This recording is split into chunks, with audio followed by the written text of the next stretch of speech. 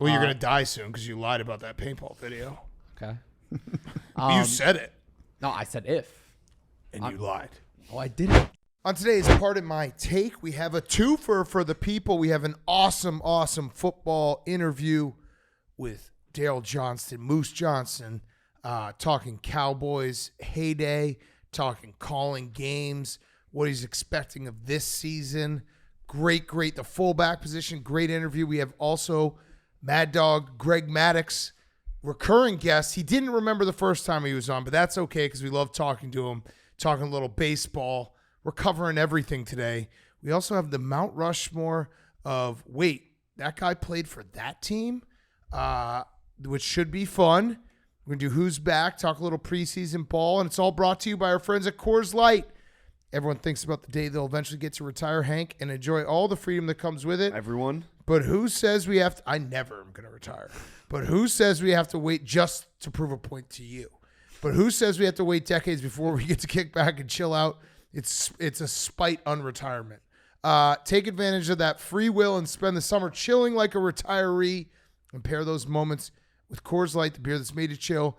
It's the beer that's made to chill, pairs well with a retired state of mind. The mountains on the bottles and cans even turn blue when your beer is cold, so you know when it's time to grab another. Perfect for all your summer plans or lack thereof. No judgment here. Coors Light's the best beer ever. It is so delicious. I was drinking Coors Light on Saturday night. The mountains on the cans were as blue could be, and that's what summer's about. And also football's coming up, and Coors Light is beautiful for football too. So send us your Blue Mountains. Always gets me excited. This summer, chill like you're retired with Coors Light. Get Coors Light delivered straight to your door with Drizly or Instacart by going to CoorsLight.com/take. Celebrate responsibly. Coors Brewing Company, Golden, Colorado. Coors Light, the most delicious beer in the world, the coldest beer in the world. I can say both of those as a personal fact. So go right now. Celebrate responsibly. Coors Brewing Company, Golden, Colorado. Okay, let's go.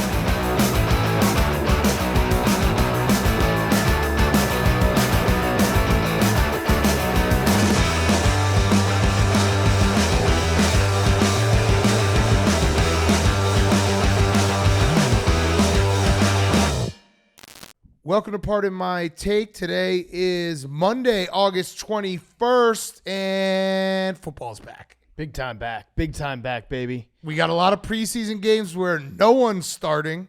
Mm-hmm. It has become preseason week 2 is preseason week 4. You have to establish who the winners and losers of each preseason week were. I've got 2 winners for you. Okay. Well, actually 3. One, Miles Jack, because he retired. Yep. And he's just like, fuck this. I don't feel like going to training camp anymore. Yep. See, I'm out. I might be a plumber. Yeah, he said I was thinking about being an electrician or a plumber, Yeah. and then I decided to maybe come to training camp, and now I'm out. He's going to be on TaskRabbit. Yeah. You're going to be able to get him over to your house, fix your toilet. I would say he's a winner. Will Anderson, just because he had an awesome play where he like blew up a running back, sacked the quarterback, got a fumble.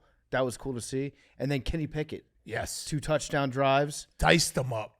Diced him up. The best handoff I've ever seen for that 66-yard run. Jalen Warren, is there a running back controversy in Pittsburgh? There might be. I think there is. So Kenny Pickett, I think the small hands might actually make him the best handoff quarterback in the NFL. He that throw to Freiermuth and then Freiermuth hitting the dab. Steelers look ready to go. Steelers are my surprise team. Yeah. No one's talking about the Steelers. We are. Yeah, I'm always thinking about the Steelers.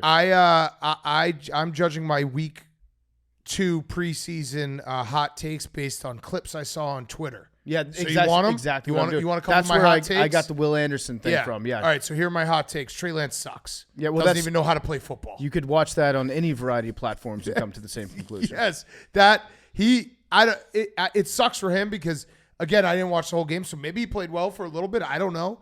But the one clip of him throwing, just standing there with no pressure while guys were open, feeling pressure that wasn't there, and then misthrowing it, that was a bad look. He might become the new Tebow, where people just like stake out practices, find one bad throw, and then it goes viral. And he also had that one. You remember that he missed by like 15 feet over the guy's head, the coach's head. Yeah, and everyone's like, "Well, this is Kyle Shanahan. He's going to unlock the offense. He can throw vertical." Brock Purdy is back. Yeah, so good for Brock Purdy. Even got hit a little bit. If they didn't hit on Brock Purdy, if the 49ers didn't find that like pot of gold at the end of the draft, people would be talking about John Lynch. They'd be like, John Lynch gave up a lot of picks for Trey Lance. Yeah. Not working out. He did. My other one is Bijan Robinson is the best running back of all time. That was a great performance by him. He's a clip monster. Everyone's like, look at this. It's just Bijan finding. And also, I am part of Bryce's, but I think Bryce Young more because the talent around him. That was tough for him. It was tough. He did not look good. That's Bryce's. Bryce. I'm a Stroud boy. And I'm a Bryce's. You can be in Sam Howell looks here. You'd be the Haliban. Yeah. I'm also rooting. I'm rooting for.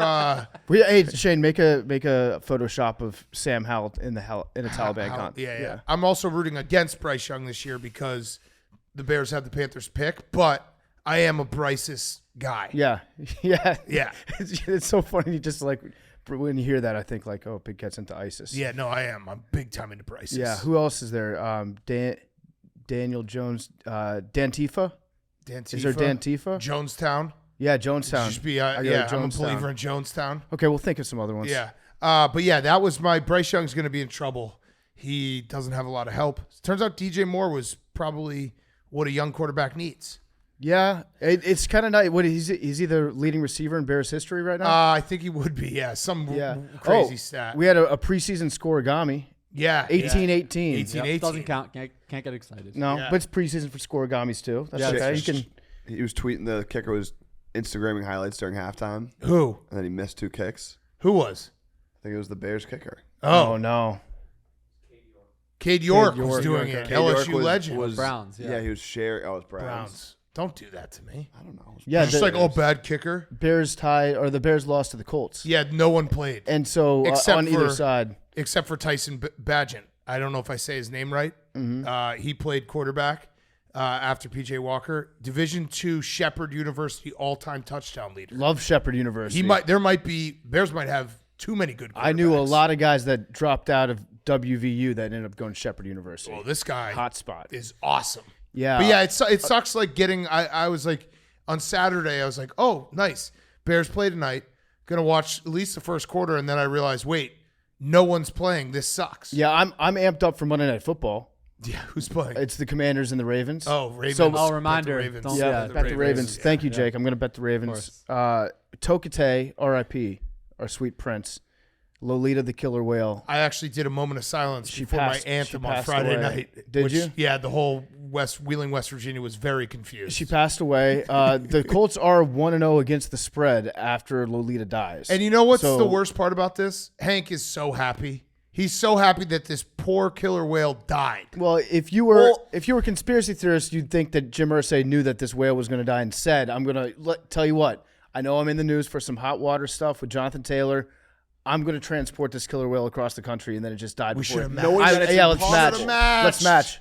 I will match the next orca that gets transported by Jim Irsay. I will help fund if we want to do cremation of Tokite, Lolita, and then put it in the Pacific Ocean. I will help. Is there a giant toilet that they have there at SeaWorld? Yeah. I was going to say, do you guys feel partially responsible? Like, I think part of it was the plan was going to work. The stress of telling Lolita that she had to get on a plane. You think she's an AWL? She just took. She's like, wait, I'm flying? Out. Yeah. I've never flown before. I can't fit in a fucking plane. She knew that. Well, it's probably you, Hank. It's probably you. Probably scared the shit out of her because you're like, there's no way that's going to work. That's true. We were very positive. We're like, this is going to be great. She's going to get to see her family.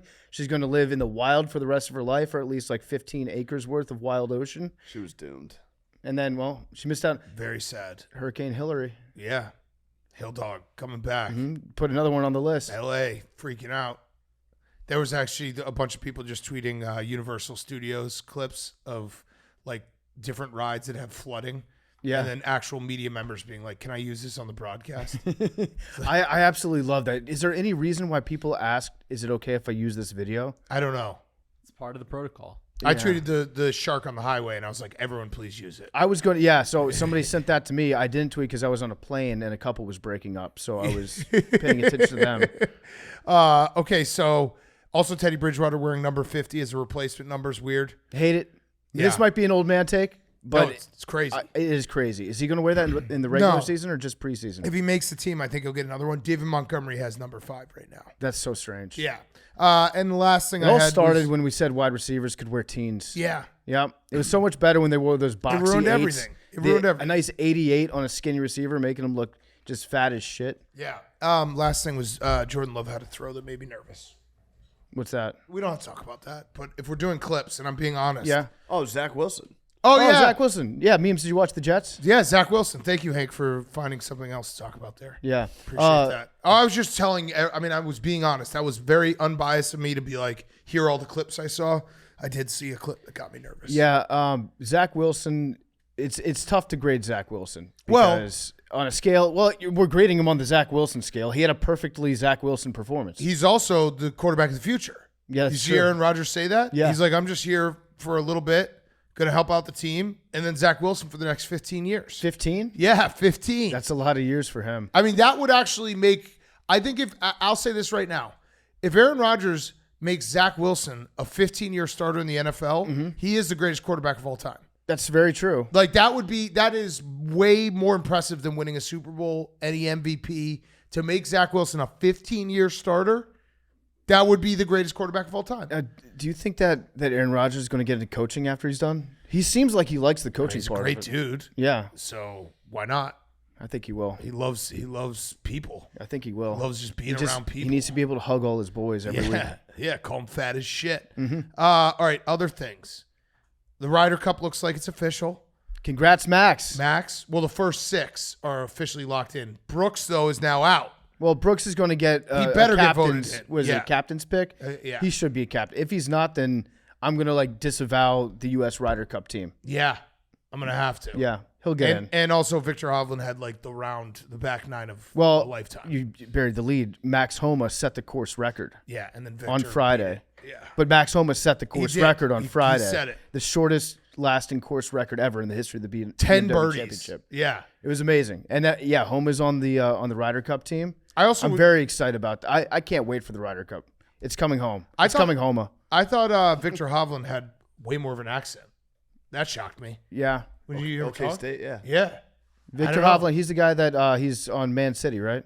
Yeah. Yeah. Exactly. Best No, soccer he player in the plays in world. Saudi Arabia now with Raheem Sterling. Got it. Yeah. And that was talking soccer. Yeah. Oh, yeah, we did have a soccer final. We did. Spain. I thought you were saying Messi. España. Oh, yes. Oh, yeah. Well, Messi's the GOAT, and we all know he's the GOAT, and he just keeps proving that he's Does he have 10 goals in 7 games in the MLS? he's the best ever. Some people are saying MLS is rigged. That How? they brought Messi over and they're letting him score all these goals. Because there's no way that the professional league can be that bad where Messi just steps in and dominates, right? That's not a possibility. I don't know if you've ever watched MLS before, but I think it is definitely a possibility. The shootout was awesome. It went to Wait, it was a shootout? It went to a Wait, shootout which in the one, finals. the Messi or the finals? The Messi. Okay.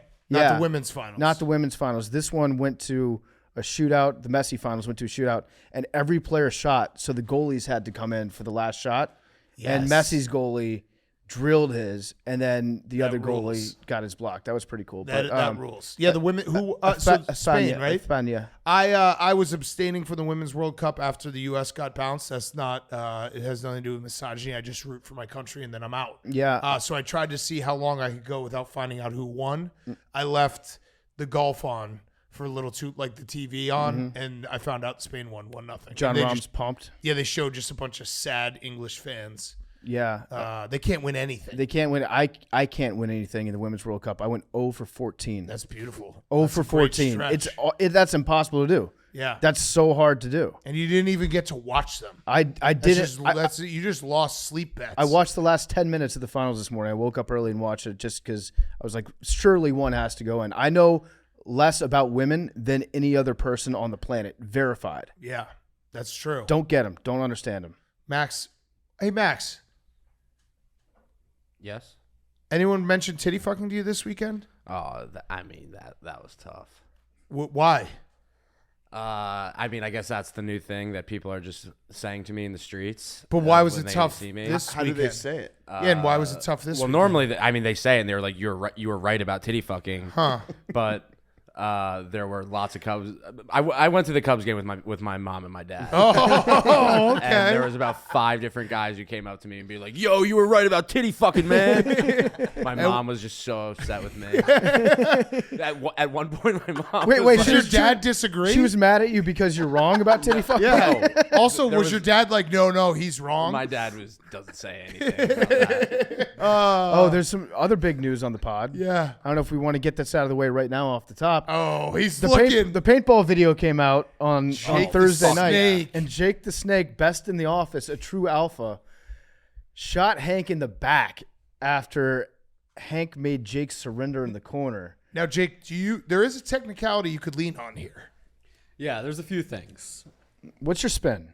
I have a spin for you. Yeah, well, one, in the moment, I told Hank this. Billy was right there yelling things. I thought Billy was the one who said it. Fog of war. Said what? It's a fog of war. Said surrender. Everyone should go watch the video. Jake and Blackwater have the same excuse. Okay. Okay. So I thought he was talking to me. Okay. And then I said, okay. So I thought I was on my own. The got you was the best part. Yeah. Got you. I did not think it was Hank who said that. It's the funniest video in the history of the internet. Hank just I turned watched around. it so many times. Shout out to Paintball Hardos. He's like, you guys suck at paintball. No shit. Yeah, we're awful at paintball.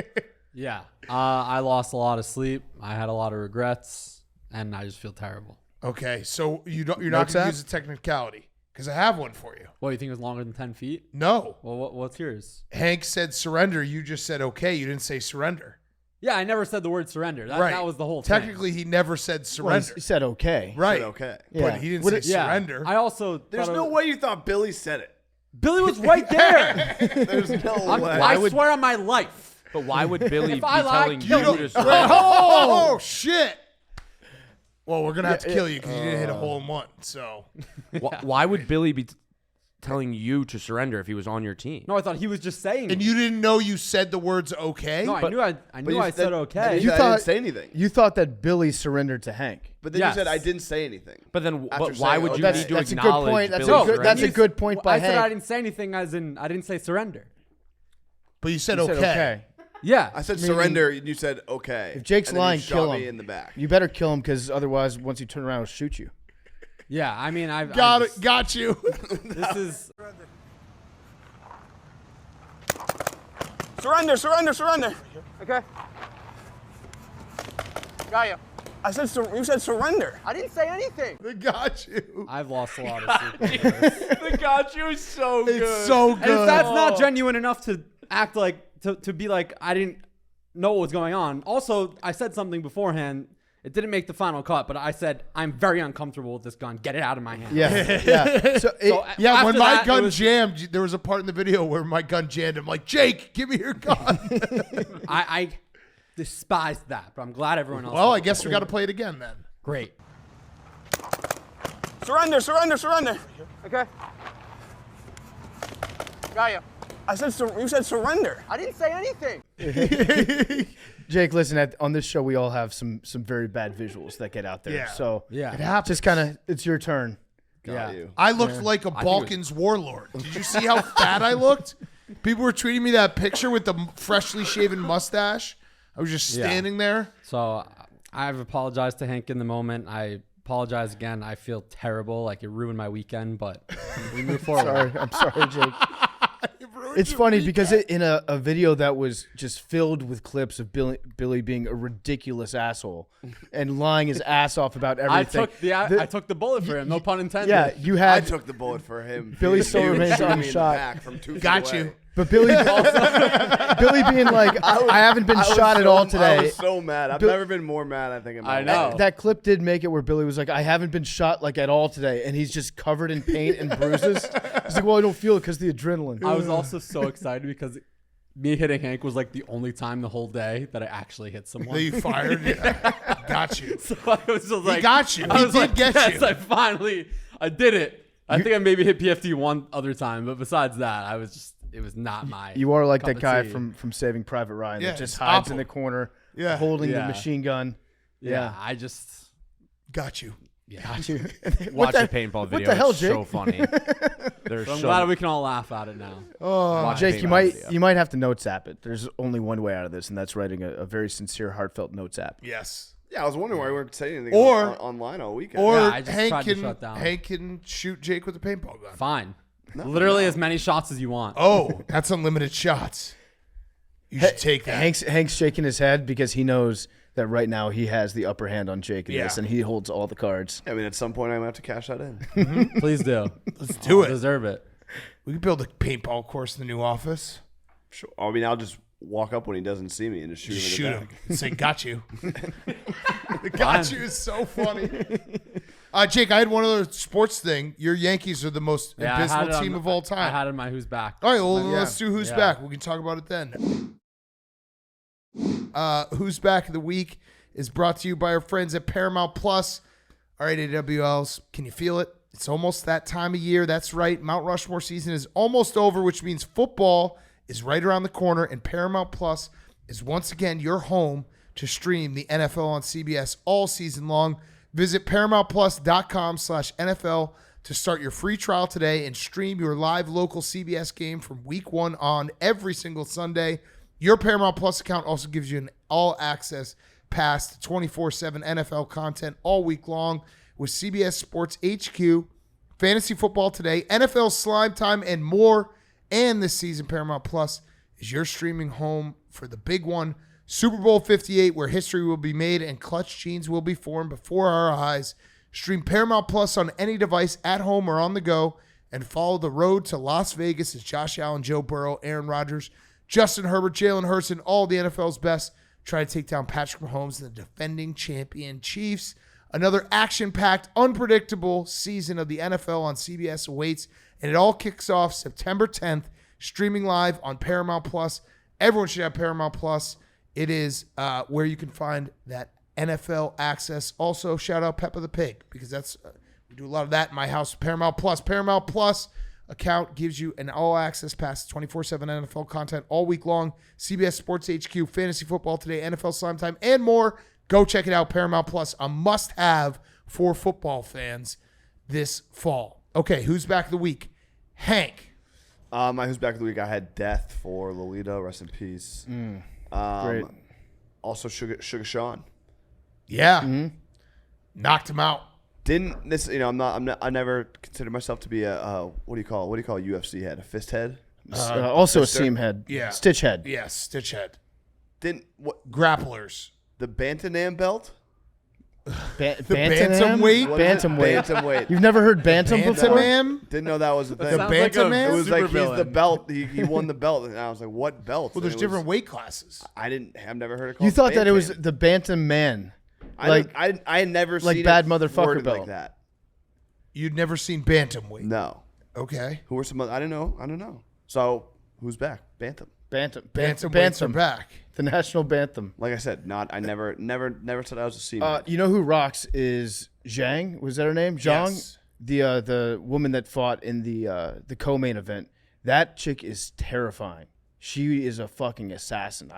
She just destroyed that Brazilian girl for like 5 rounds nonstop. Shout out to her for not tapping. But Yeah, that was just an ass whooping. Her punch was so loud. Like that one that she had, that straight punch that was just, it was so loud that came across TV. It's like, holy fuck, how is she not getting knocked out? But yeah, the Bantamam. Yeah, I haven't heard a lot of these other Bantam besides Peter Yan. Okay. Hank, some would say that by putting Death as who's back of the week, bad news for Jimmy Carter, Is Yeah. he about to die? friend of the program. He did win. Take the award winner for Still Alive Person of the Still Year. Alive. Colin Cowherd would be like, that guy's not going to win a Super Bowl. Lolita will never win a Super Bowl. That's sad. But she should get a ring. Should absolutely get a ring for participating in this season. Okay. PFT or who's back?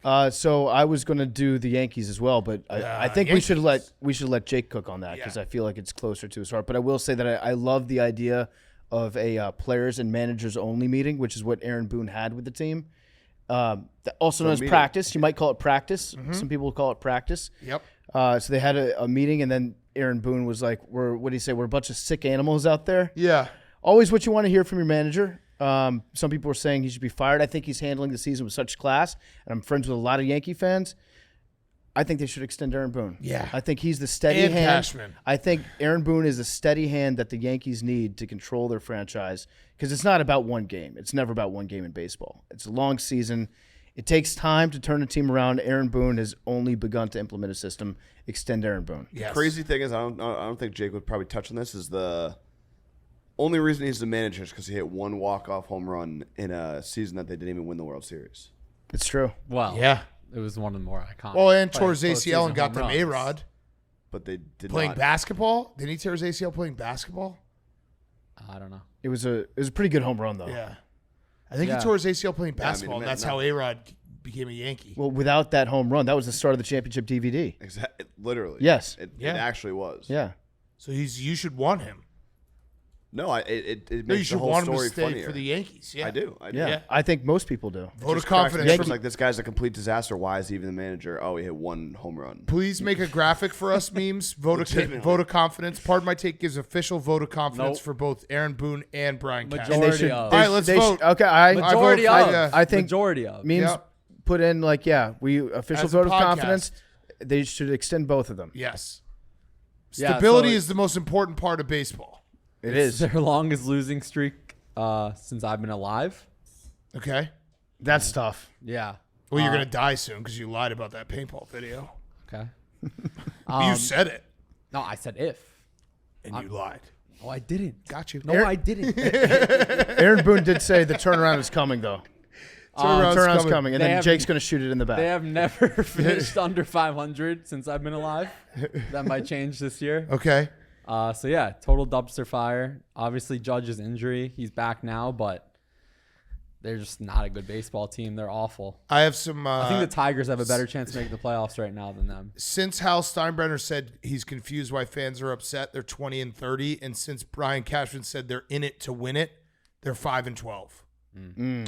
And Aaron Boone said at this point in the season, his job is to go in and tell them, remember why you play baseball. Remember how much fun you had playing baseball as a kid. That's always a great part of the Oh season. man, I At was least spin Aaron zone. Judge is a Jordan athlete now, though. that's I true. saw that, Hey, the he took the rings. picture with the single ring that's don't not know even a who- ring it's Not a that. wor- I don't know that's who approved that's that. the saddest picture that Oh. I've ever seen. ever. I have a What is spin he zone. holding? What ring is it? It's a Jordan brand ring. It's not even like an All-Star he just game got appearance married. I ring. don't know. No, it's a Jordan It's not a brand home ring. run derby ring. Yeah. That's very sad. So, yeah, it's not the second runner or no, third runner up for all-time home runs in a season. Yeah, it should be Fourth? the. No, I think it's way more. It's actually like fifth. It's the we lost the Astros in a cheating year ring. Yeah. is what he's holding up.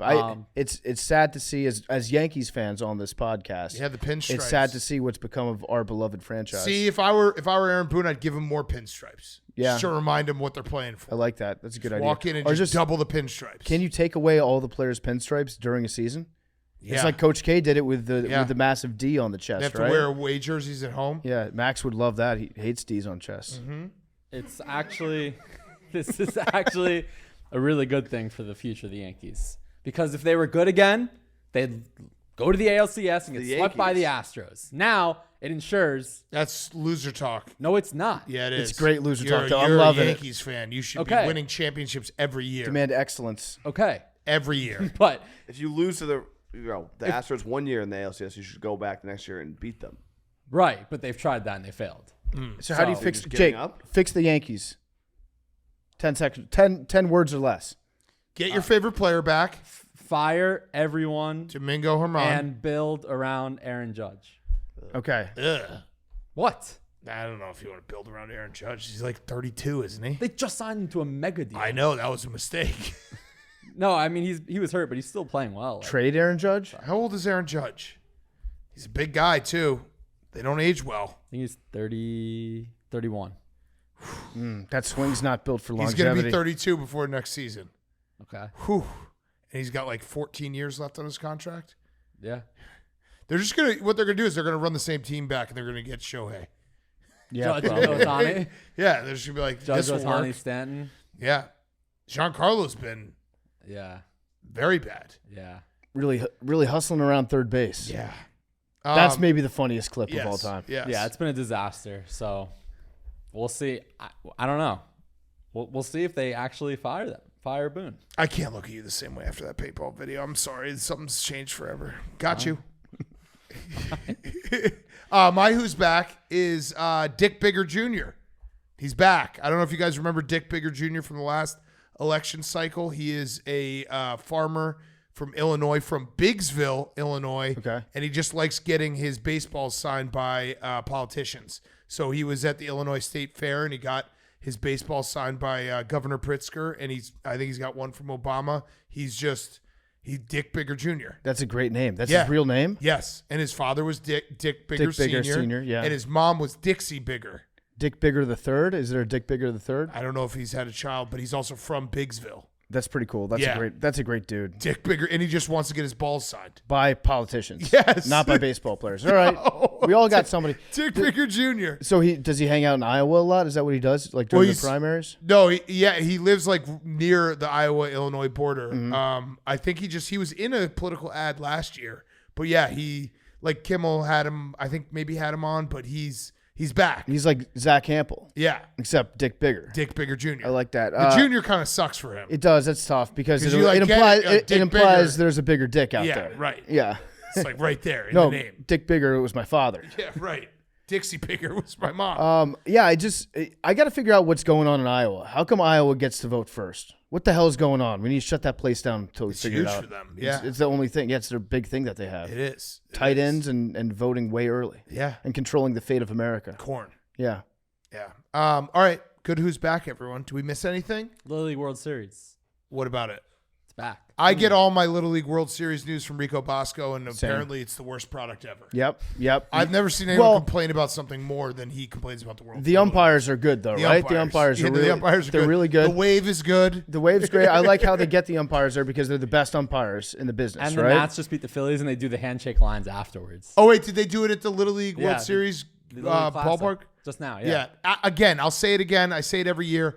The fact that they don't play that game on a Little League World Series diamond, like such a miss. Or with aluminum bats. Yeah, one game with fences like whatever it is, like 180. The mound's up close too. Yeah. If they're 130. It would be awesome. You wouldn't watch? I would definitely watch. Yeah. Heartbeat. It'd be fucking sick. It'd probably actually be a shutout. It might be, yeah. Yeah. So maybe we put the mound back. Mound regular. You have to mound on pitch from second base. Yeah. I like that. Yeah, and then we just watch dingers. That'd be fucking awesome. Who says no? Do we have a dingers I only have to update update? it. I do it on Sunday nights. Yeah. Now I gotta question everything with that. Why? I gotta double check. I gotta fact check Jake's fact checking. Yeah, that's true. You have the open got you. form. Then kill him. You have the open form. I've given you guys open form since opening day. Then I kill don't him. open forms. Well, I don't know what you like. Who do you think we are? I'm just You saying. think you sent me a I've form been and I'm going to transparent look at with it? You guys. Jake, you're the rock of this podcast. Yeah. Until a couple days ago, your word was unassailable. Yeah. And now it's like we got to get another Jake. We got to get a different Jake to monitor the other Jake. Yeah, you're just gonna. Every time I see Jake, I'm gonna have to like never turn your back on him. You're just gonna have to walk backwards when you say goodbye to him. Meme said there's one thing that we missed from sports. Yeah. Jets game. Some guy in the Cardinals got his first major league hit. Oh yes. Did you guys see this? Pete Alonso. Pete Alonso. This was maybe the funniest clip ever. Obviously a huge dickhead move, but I also was like, as a little bit of a dickhead, I was like, this rocks. So the Cardinals player gets his first hit ever, and Pete Alonso gets the ball because they throw it back in. Oh yeah. And he just tossed it into the fucking stands. Yeah. And he said afterwards, he's actually very honest. He's like, I had a brain fart, which I get, like, because in the moment you're like, this would be funny. And then they had to go chase and try to find the ball. It's so funny. It happened to the Cardinals too. I love it so much. So good.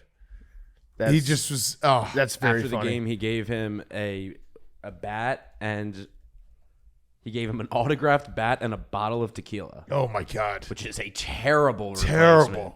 Pete Alonso is also the biggest dickhead in all of sports. Really? Why? He's just a loser. His whole home run derby thing is. I so agree with you lame. on that. I I think agree he's the with most you on that. unlikable guy in all of professional sports. I agree with you. If you don't win, I nothing think to do that's with a any little place for the dramatic. Nets. it's maybe a little dramatic, but I do agree with Polar the take. Bear is an elite nickname. Yeah, but if you have never won anything and you take the home run derby that seriously, that's a weird thing. He fucking launched Launched that ball it. into It was the crowd. so funny. That went halfway up that first deck. Oh my God, that's such a dickhead move. I love it. It's so that was the thing. Like when I saw it, everyone was getting really mad at him. I was like, wait, this kind of ruled. Like if you can get the ball back, it rules. If you could never get the ball back, then it's a huge dickhead move. It's a huge dickhead move no matter what, but it's kind of awesome in how unapologetically like douchebag it is. It looked, yeah. Like this guy, like Pete Alonso is a piece of shit for doing this. He should do it again. He should just wait.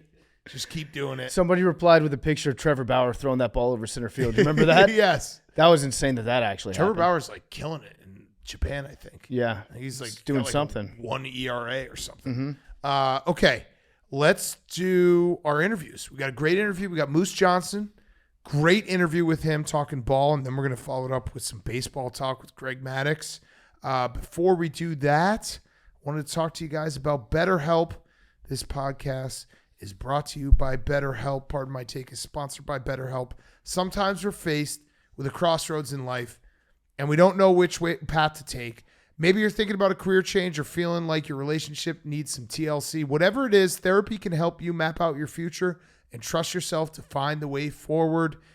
I know that just talking to someone is so helpful if you've got anxiety. Even if you don't think that you have something right now, there's probably thoughts and things that are building up, stressors, everyday stressors that you have building up, that it just feels good to talk to someone, talk through it. You take care of your body, you take care of your car. Why wouldn't you take care of your mental health with BetterHelp? If you're thinking of starting therapy, give BetterHelp a try.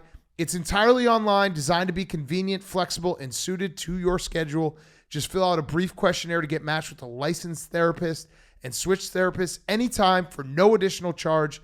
Let therapy be your map with BetterHelp. Visit BetterHelp.com/PMT today to get 10% off your first month. That's BetterHelp, HELP.com/PMT, BetterHelp.com/PMT to get 10% off your first month. It's all online. It's super easy to use, and it's a really good way to talk to someone, to make yourself feel better, to get yourself in a great headspace. Everything else will feel easier once you have that peace of mind. BetterHelp.com/PMT to get 10% off your first month. That's better, HELP, BetterHelp.com/PMT. Okay, here he is, Moose Johnston. Okay, we now welcome on a very special guest, legend of the game, 3-time Super Bowl champion. He is also the president of the USFL. It is Daryl Moose Johnston. And first of all, can we call you Moose? That was my first question right off the bat. Are we allowed to call you Moose? We've never met until right now. Is Moose okay? Absolutely. Okay. Absolutely. I love that. I'd like to call you just Moose. Moose. Yeah. How'd you get that nickname, by the way? Let's start there. Do you remember Babe Laufenberg? Yeah. So Babe was our quarterback back in 89 and 90. It's not a nickname that followed me from Syracuse. I think a lot of people thought it came from Syracuse, but when we first got here to Dallas, in the running back group, we would, kind of do stretch pre-practice, and then we break out into individual, and the running backs were always at the far end of the field. So as we came together for group, we'd all come jogging up, and all the other running backs were kind of smaller. Even my backup, Broderick Sargent, he was like a short, stocky fire plug guy, like 5'10", 245. And Babe said, "You look like a moose walking in a field of deer when you come jogging up for the second part of practice." So, I mean, something as innocent as that, and it stuck like glue. I mean, it's a great nickname, especially for a fullback. You couldn't have drawn up better. Yes, it is a fantastic, fantastic nickname. So we want to talk about everything. I guess I'd like to start with your football career, which obviously was phenomenal. When you look back and you think about those Cowboys teams, knowing how the Cowboys have not been back to that glory in many, many years now, do you look back and you're like, man, we were really fucking good? Because I think it's kind of getting lost in time just how good, we're children of the 90s. It was like, the Cowboys are just going to win the Super Bowl every year, it felt like. Yeah, it was amazing because when we first got here, obviously they were, on a downturn, and I was part of Jimmy's first draft class with Troy and Mark Stepnowski and Tony Tolbert. And we were trying to kind of create our own identity from the 70s teams. That was still the big talk was, Roger and everything that they'd done in the 70s. So, we were trying to create our own niche there. And I don't think we really knew how good we were for several years. And it was kind of odd because I've always felt that Jimmy could kind of see the pieces in place. But I don't think he ever got enough credit. And that's why I think it was really cool when he went into the Hall of Fame. Rick Gosselin was one of the guys that was working to get him in there. And he came at it from the general manager angle, just what Jimmy had done from a roster construction standpoint. And I think that's something that he's never gotten the credit for, because if you look at those drafts, And not just the big Herschel Walker trade and what he did there to aggregate more picks, but just Jimmy rarely missed. And he was really, really good late in some of the rounds. A Larry Brown, just the guys that he was pulling in, Leon Lett, later in the rounds, it became just, unblockable guys. So he really kind of built that whole thing together. And then for us, I think when the light bulb really went on was when Norv Turner came in. And then you could start to see the pieces of the puzzle kind of fit into place, because we'd go in and we'd watch San Diego Charger film, LA Ram film, and you're looking around the room and the talents of the guys in the room. And you're like, wow, we are going to fit like seamless into this offense. And so I think that's when everybody got excited going into the 91 season. Was there a specific game that you can look back at where you just knew in the locker room, like after the game, you're like, oh, this is different. Like, we're not just a good team anymore. We're a team that's going to be doing great things in the next few years? I always go back to a game in 91. We were at RFK playing the Redskins, and they were 11-0 and we were 6-5.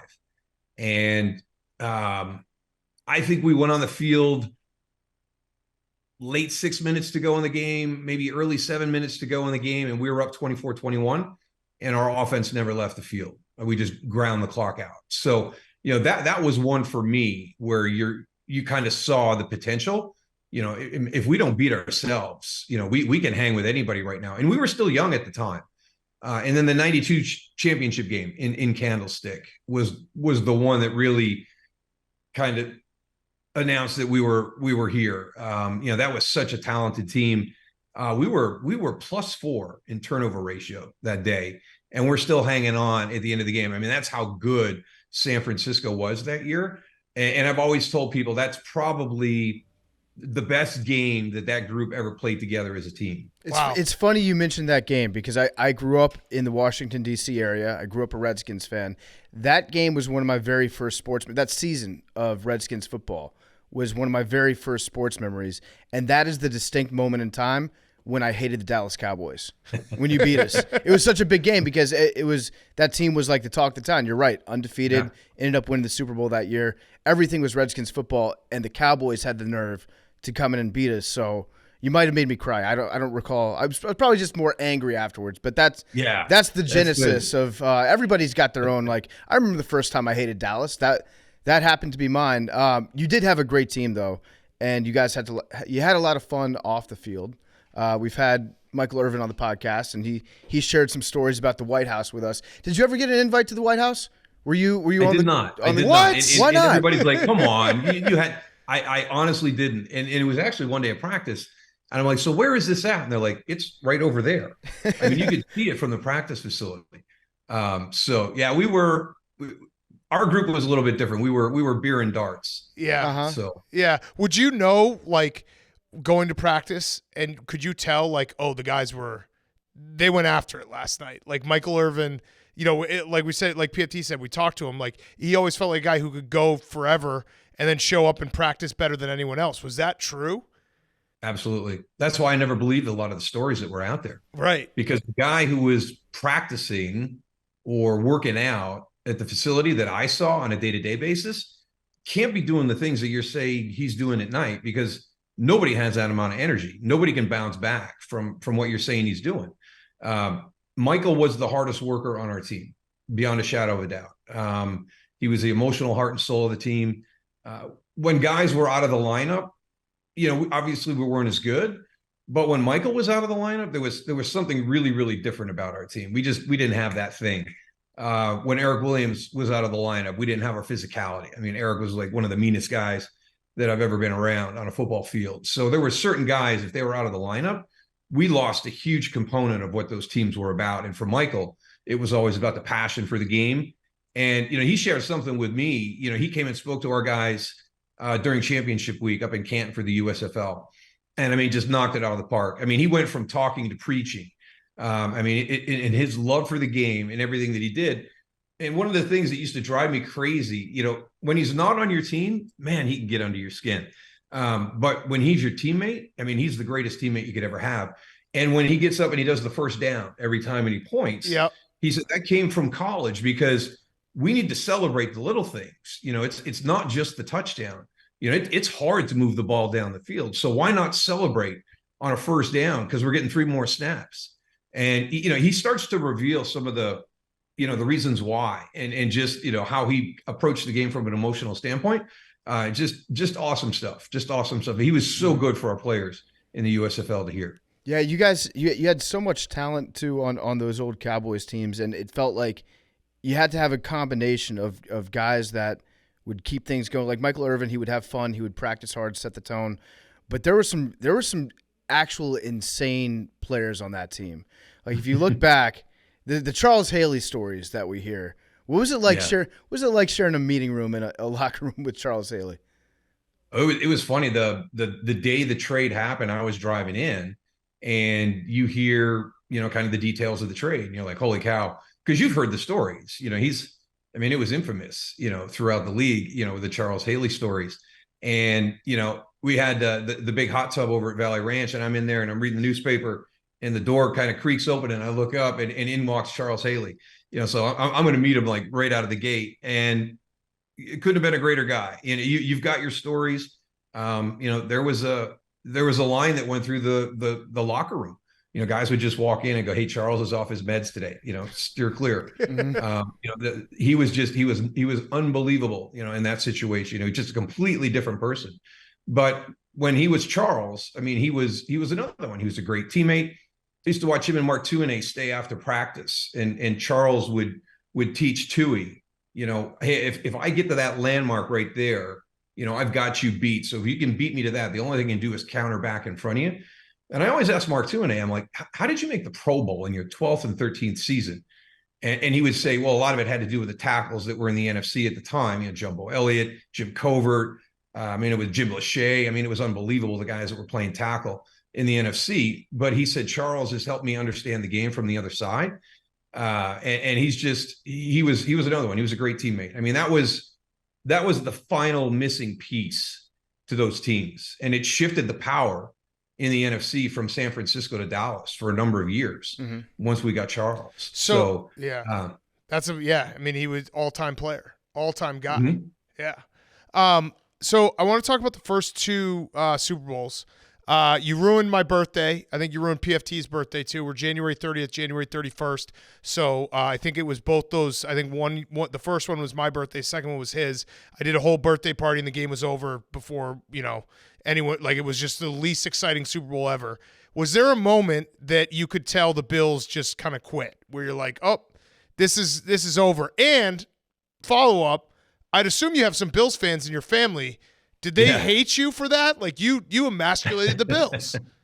Yeah, that was always a tough one, because I know how much that franchise means to that community. And, you know, I really do hope they win a Super Bowl someday.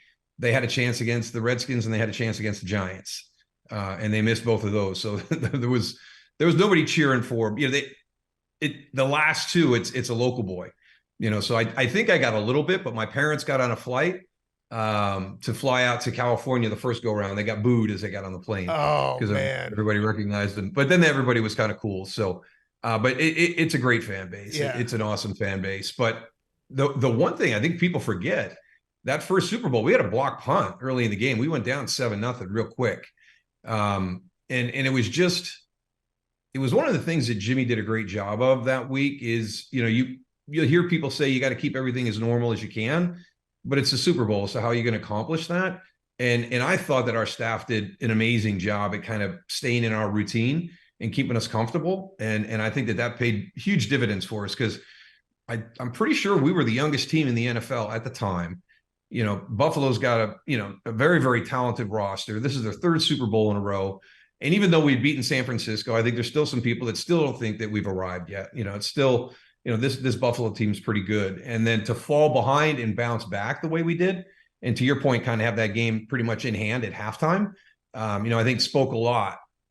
The second time we played them, I remember watching the Four Falls of Buffalo, and I think it was Steve Tasker, and he said there was a moment in the game where over the last 4 years, you know, you had fought so hard and you know it was going to happen again, and it just like the life went out of us.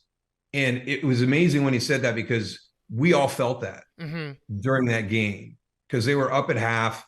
We'd come back and taken the lead, and you could really just get a sense of, we don't have anything else left in the tank. I can't believe this is going to happen to us again. So that there was an actual time on the field when we sensed that was it. They didn't have anything left. Yeah. Did you give Leon Lett any shit about getting caught from behind by Don Beebe when he was sticking the ball out and celebrating? I know you guys, you knew that you were going to win, but at the same time, you got to be like, dude, high and tight. Right. And Mark Stepnowski is still mad at him to this day, because that would have been the largest margin of victory in Super Bowl history. Yeah. Cost makes that everybody touchdown. on that one. Yeah. So it's just, that was the same year as Thanksgiving too. So he's got the game at Thanksgiving against Miami. That's right. And the nicest, quietest guy away from a football field, and probably the worst guy you would want to see anything like that happen to. And he has the two biggest gaffes on probably the two biggest days of an NFL season: Thanksgiving with Dallas hosting, and the Super Bowl. And Leon has two of those plays where they'll go down in the history of the game. I want to talk to you a little bit about the art of playing fullback, because we love the fullback position. It's kind of gone, a little bit away. It might be coming back in different hybrid versions and all that. But the 90s, the 80s, those were like the fullback heydays, in our opinion. Yeah. You were a great fullback, a great lead blocker. You blocked for Emmitt Smith, all-time leading rusher, and he gave a lot of credit to you for doing that. Talk to me about the art of playing fullback and how you were able to block specifically for Emmitt and his running style, and how you adjusted your game to benefit the guy behind you that was getting all the stats. Yeah, I think the big thing is it's not like, playing the Y position, end of line tight end, or even the H position, kind of that offset wing, because, you've closed the distance down, and there's technique there. If you put me at the end of line, I really struggled. It took me a long time to kind of figure out hand placement, leverage, and all the kind of the fine techniques that go with blocking on the line of scrimmage. When you block from the fullback position, it's really just a mentality. We're 8 yards apart. We're going to run into each other. This is not going to feel great, but I've got to continue to do this play after play after play until I try to break your will. And that's kind of where that whole thing comes from. And so I've told people all the time, there's little tricks of the trade that you pick up and maybe become better doing certain things. But if you don't have the mentality and the will to go play after play after play and have one of the most violent collisions that happens on a football field, then you just can't play the position. And then you start to, as the linebacker scrapes, you attack that back shoulder and you wheel him and you use his momentum. You're always pulling your hips out of the hole. And turning guys, to give Emmitt. I didn't have to give Emmitt a whole lot of room, but I had to give him a little bit. And so you're finding all these little tricks that you could use when you're using the momentum of the guy you're blocking to your advantage to kind of help generate that separation. We would talk in the huddle all the time. We would talk all week, getting ready for the game. Carl Banks, was one of the, I tell him it all the time. I said, listen, he's going to be right where he is when he lines up. I'm going to try to cover him up as best I can, but I'm not moving him anywhere. I mean, it was like Carl Banks was cemented into the field at Giant Stadium. He was one of those guys you just didn't move. So we would always have conversations on what the block was going to look like. And then when we watched the games together afterwards, I would always ask him questions, and he shared a ton of stuff with me where, hey, why didn't you stay play sight on that? I bounced outside. Everybody was going outside. And then there you go out the back door. Not saying it wasn't a good decision. You got 12 yards, but I'm not seeing what you're seeing. And he's like, listen, he goes, even though you're only like 2 yards ahead of me, he goes, everything is completely different from the time you go by that until the time I go by that. You can see right there, there's the three technique. He's covered when you go by, but when I come by, he's got color on the outside. So I got to go out the back door.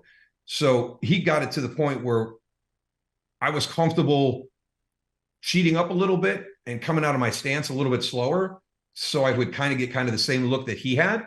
And then there were a number of times during our career later on that we'd come out the back door together, and he'd have a lead blocker when there was somebody there that there was nobody to block. Yeah. So, in your opinion, who is the greatest fullback of all time? Larry Zonka. Okay, Good pick. I was going to say Lorenzo Neal. I feel like Lorenzo should be in the Hall of Fame. For the modern day guy, Yeah. like we talked about, like the mentality and how hard that position is. For him to be able to play 16 years at one of the most physical positions in the game of football and play at a high level for as long as he did. I mean, a lot of us, we start to break down, right? It just, your body just can't take anymore. But yeah, I don't know how Lorenzo did it. I mean, he never seemed to break down. He never seemed to be carrying an injury. Yeah. We're going to get back to Moose in a second. Before you do, he's brought to you by Buffalo Wild Wings. I love a good scoop. And last week, Buffalo Wild Wings gave me a scoop that fans have been waiting to hear for like 3 years. No joke. They actually gave it to Leroy, too, his ghost. In case you missed it, Buffalo Wild Wings has brought back hot barbecue. It's an elite flavor. It's one of the best flavors of all time of any wing sauce ever. People have been pummeling B-Dub's social daily for 3 years, asking them to bring hot barbecue back. They finally did it. As a lover of B-Dubs, when it came off the menu, I thought I'd never see it again. But it's back. It's back in a big way. It's the OG recipe, a classic smoky sweet barbecue with a little heat. Hot barbecue back at Buffalo Wild Wings for limited time this football season while supplies last. I love it. I like getting the spicy garlic. I like getting the salt and vinegar dry rub. And then I love the hot barbecue. It hasn't been on the menu, but it's back now. It's so good. You guys will love it. You probably already love it. After 3 years of it being off the menu, Buffalo Wild Wings is finally bringing back hot barbecue sauce for a limited time only. And now, more Moose Johnson. Yeah. So you are a very busy man. We mentioned the USFL president. You also are on our TV every Sunday. So you're a great broadcaster. Going into this season, you're watching every game. You're studying these guys. Do you have a team that you think is ready to make the jump, knowing the jump that you guys were able to make and what it takes? Do you have one of those teams where you're like, I'm very excited to watch this team, and I think this is the year they can kind of make that leap and put it all together? Yeah, I think it's so hard nowadays because nobody stays together as long as we were able to. Mm-hmm. I got to experience the first half of my career under the old business, and the second half of my career was under the new business. So, that was a little bit different. You got to see the challenges of keeping that team together and, losing your key people. So I think that's the big challenge with all the teams this year. I think it's going to be interesting to see Philadelphia's jump. Mm-hmm. I think that's a team that took a tremendous jump from 2021 to 22. What can they do from 22 to 23? They've had two really, really good drafts in a row. They're building some really good talent below. It's going to be hard. You get that quarterback on the big contract, and now you can't sign a lot of those key pieces. And we see that through the history of the game when we have had good teams. The Saints team that was really good with Drew, and Drew becomes the highest paid guy, and it's hard to fill those gaps. And it's happened so many times that what happens now? How does Philadelphia take advantage of this window? That was one of the big things for me is really kind of getting to understand and believe in the windows of opportunity in the NFL based on that contract, that quarterback on a rookie contract, based on a number of different things, based on the 4-year cycle of the NFL contract, giving them that 5th year. You're creating all these different windows, and how much talent can you get to overlap, during those times to make your run.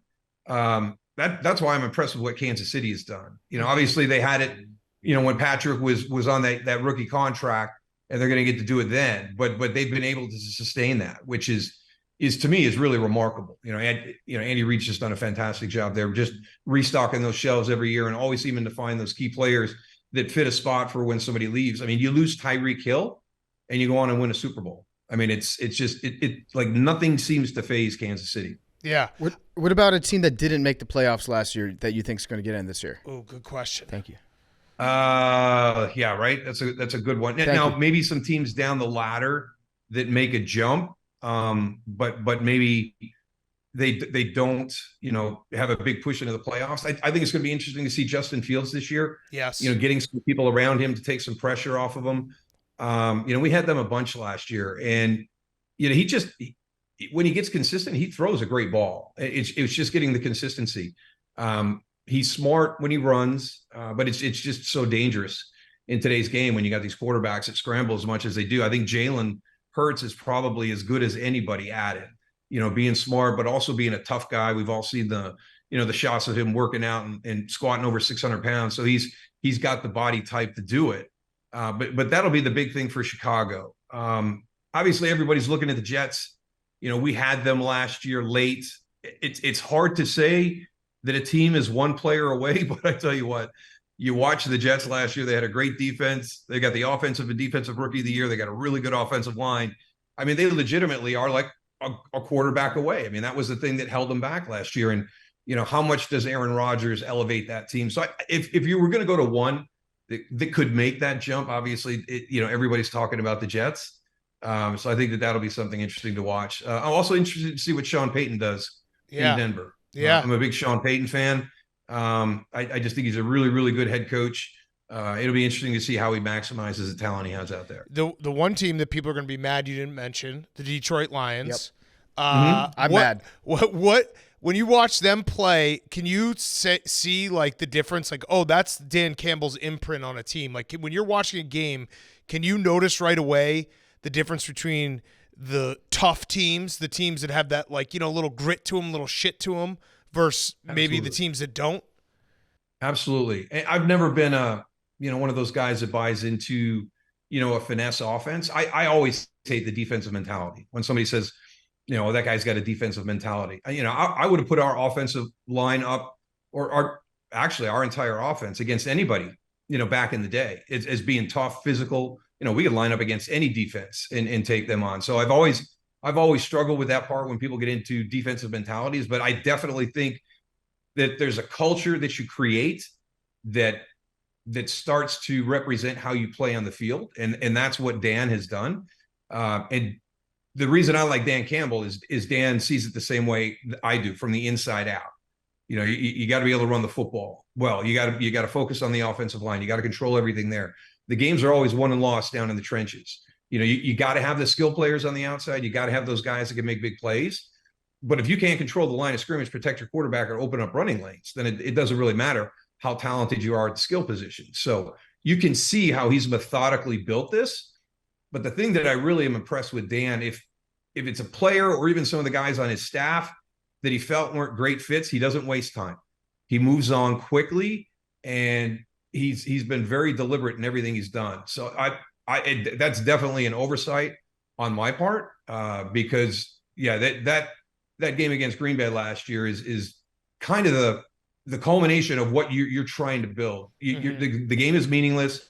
Something else has happened. You don't got a chance to get to the playoffs, and you just go out and stick it to one of your division rivals and make sure that they don't go. Yeah. Mm-hmm. Another team you didn't mention, some people might be mad about. I would actually agree with you, though. Didn't mention the Patriots. And it's interesting because we can preface it by saying Bill Belichick, greatest coach of all time, right? Yep. But for a headline grab, sounds like you're saying Patriots are maybe a couple seasons away.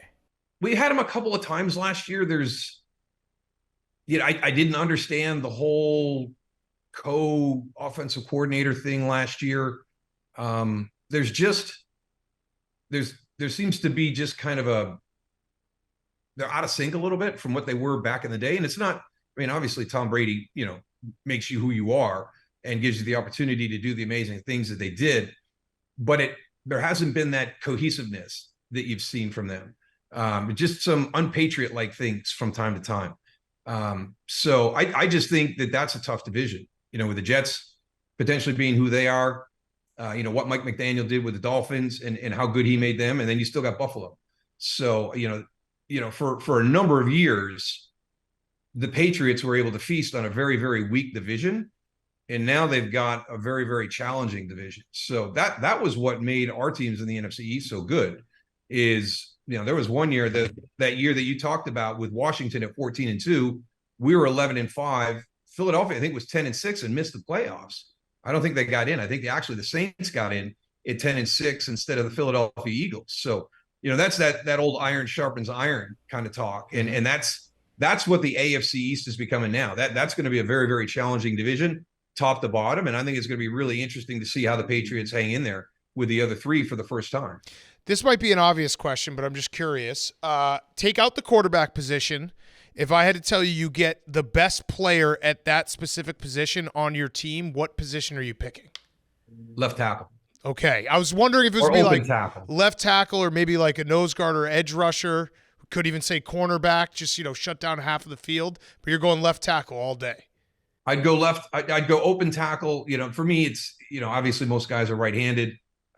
You're playing right-handed formationally. So yeah, the left tackle becomes open. But for me, it's really, the guy that's got the shortest edge, right? So, you got to be able to stand up on the outside. So it would always be the guy, protecting my quarterback on the blind side, or the guy that can rush, that can beat that guy, because I've seen the impact that a Charles Haley can shift, the entire power structure of a team in a conference by changing. Just, watching what Von Miller did, in Denver in the playoffs, how these guys can take over games. It's that one position, I think, more so than a corner. They can, maybe limit one of your top wide receivers, maybe get you a pick. But when you got a guy that's generating, sack fumbles, speeding up that clock on the quarterback, he's impacting the game on a much more frequent basis than one of your potentially lockdown corners. Yeah. How about this one? This is a really dumb question, but it's also a very good question. If you were to pick one player in the NFL that you would have to clone and play every single position on offense and defense, who do you want? Who do you take first overall? I can go first if you'd like. Good question. Yeah, let me get an idea what you're thinking. I'm going to go with Kittle. I would take Kittle to play every single position. I think he's a good enough blocker, fast enough, strong enough. He could probably throw. And then having him at linebacker, edge, I think he can get it done. He's big enough. That's a good one. I love the way he plays the game too. We did a game years ago, and he took a guy in goal line offense and took him all the way to the back and tipped him, and he's on top of him just chuckling. And we had him mic'd up, and he's just laughing. So I mean, he just loves playing the game. I was thinking Kelsey. Okay. Maybe not as physical as George is, but I like his swagger. He loves playing the game. Very, very competitive. But it's kind of funny. We both went to the tight end position, for both of those. Yeah. I would go Aaron Donald. Because you- your line of full Kittles would not be able to block a line of full Aaron Donald. Aaron Donald couldn't cover anybody at cornerback. He doesn't have to. The line would get there so fast. I don't know. He would. You don't even have to play the back half of the defense. Could Aaron Donald pass the ball? He doesn't have to. They just run it. Just With hand it Aaron off Donald him. as the fullback. Aaron Donald is the fullback? Yeah. Just Aaron Donald I up the feel like middle. a team of 22 Kelsey or 22 Kittles. We could air it out. We could air it out against. You wouldn't have the against time. Donalds. Yeah, for Aaron Donalds. You would also have to be worried because like how many Aaron Donalds get kicked out of the game during the course of it. That's true. Yeah, then you got a full bench of Aaron Donalds. Could Aaron Donald kick a field goal or punt? We don't know. I think we just go for two. Go for two every time. Every single time. I say that you have Kittle snap it back almost like a punt depth to the other Aaron Donald or to the other Kittle, who then just throws the ball up in the air as far as he can downfield, lets the other Kittle go up and sky over Donald. I would just Easy play first all down. my Aaron Donalds super deep, and then as soon as they snap the ball, have them go full sprint forward. No one wants to catch that. I think we just fixed Madden. They need to have this mode in the new Madden video Welcome to the game. show, Moose. This is what we do most days. Brainstorming. Yeah, exactly. I had one last question. It's a Roback question. RHOBACK.com. Promo code TAKE. Use it. 20% off your first purchase. Q-zips, polos, hoodies, joggers, everything. Roback.com. Promo code TAKE. Does Emmitt Smith ever just text you like, hey, thanks, man? We have stayed in touch more so than anybody else, through those teams. Every once in a while, I'll get a random one. Hey, how's things going? Everything good in your world? So yeah, you do get it. And it's, I always tell people, it's kind of odd. I don't know what the attraction was, but when I was at Syracuse, you remember the old USA Today? And on the back page, they had the college games and all that stuff, but they did a nice job with the high school football and everything. And I was at Syracuse, and I'm reading about this kid from Escambia, Florida, and I just got intrigued by what he was doing at the high school level. And then I started following when he was at Florida. So it was really kind of weird that we ended up being on the same team and being teammates and running mates in the NFL, because I was aware of him when he was a junior in high school. So when he said what he said at the Hall of Fame speech, you took care of me like I was your little brother. That's always kind of been our relationship. So I've always thought that was like the perfect description, because people will always ask, how you guys tight? You guys hang out together? And, he really is. He's like my little brother. Yeah. That's great. I'd tear after you if you ever said anything negative about. Yeah, I mean, if I were Emmitt Smith, like when I saw you, I would just, maybe a little bit longer of a hug and just a little whisper, like, "Hey, thanks for everything." Like, thank you so much. Not too long on the hug though. Then Yeah. My last question, as an announcer, I'm sure that you hear from all fan bases, like, you hate my team. Why don't you talk about my team enough? It sounds like you're rooting against my team when you call the games. Which fan base do you actually hate? Oh, hate's a strong word. There's probably actually a little bit of jealousy or envy. But playing at the Vet was like the hardest place to play. The Philly fans are tough. They're tough. And those were great games. Really, really good teams. So, that's the one that the rivalry still exists. Mm-hmm. And I think it's because they really hate Dallas. And I don't think they realize that, we don't like them either, but we don't despise them as much as they despise us. We don't show it. And I think that pisses them off. Mm-hmm. So we were doing a game one time in Philly, and, I got my boards out and I'm going over everything.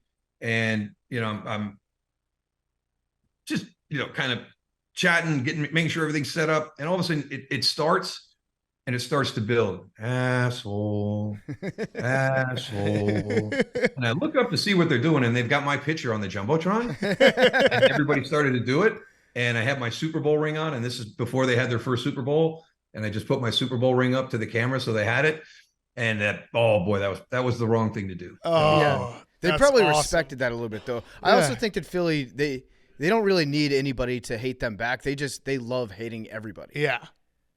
But the best compliment I can get is from a Philadelphia Eagles fan that says, hated the Cowboys, hated your team, but always respected the way you played the game. Like that to me is like the best compliment I can get. Yeah. Is when a Philly fan says, love the way you played the game. Oh, last question about your broadcasting. Does Jerry ever text you as like, "Hey, take it easy on my guys"? I feel like he would. I've never really. There was one game, and here we go. It was a Philly game. It was early on in Andy's tenure with the Eagles, and it was the year that Troy and I worked together. So that's 2001, and we're doing Dallas, Philadelphia at home, and Philadelphia just bushwhacks them. I mean, I think it was 41-21 at the end of the game, and for me, it's once the game starts, I don't see logos, I don't see colors. I see good football and I see bad football. And Dallas played a lot of bad football that afternoon. So he's never really come up to us afterwards and said, "Hey, you were a little bit hard on us. Hey, take it easy. Hey, don't forget, we're all from the same family." I think he respects that we have to have our integrity when we do our job. And, if we're saying something negative, it's because the team's not playing well. So he's always been great there. He's never really kind of come back and said, "Hey, you guys got to take it easy on us. We're in a little bit of a transition right now." Yeah. We're in that 5-11 stretch for the next 4 years. Yeah. Yeah. I mean, it is funny because it's, if you played for the Dallas Cowboys, you get a job in broadcasting. So Jerry's doing something right.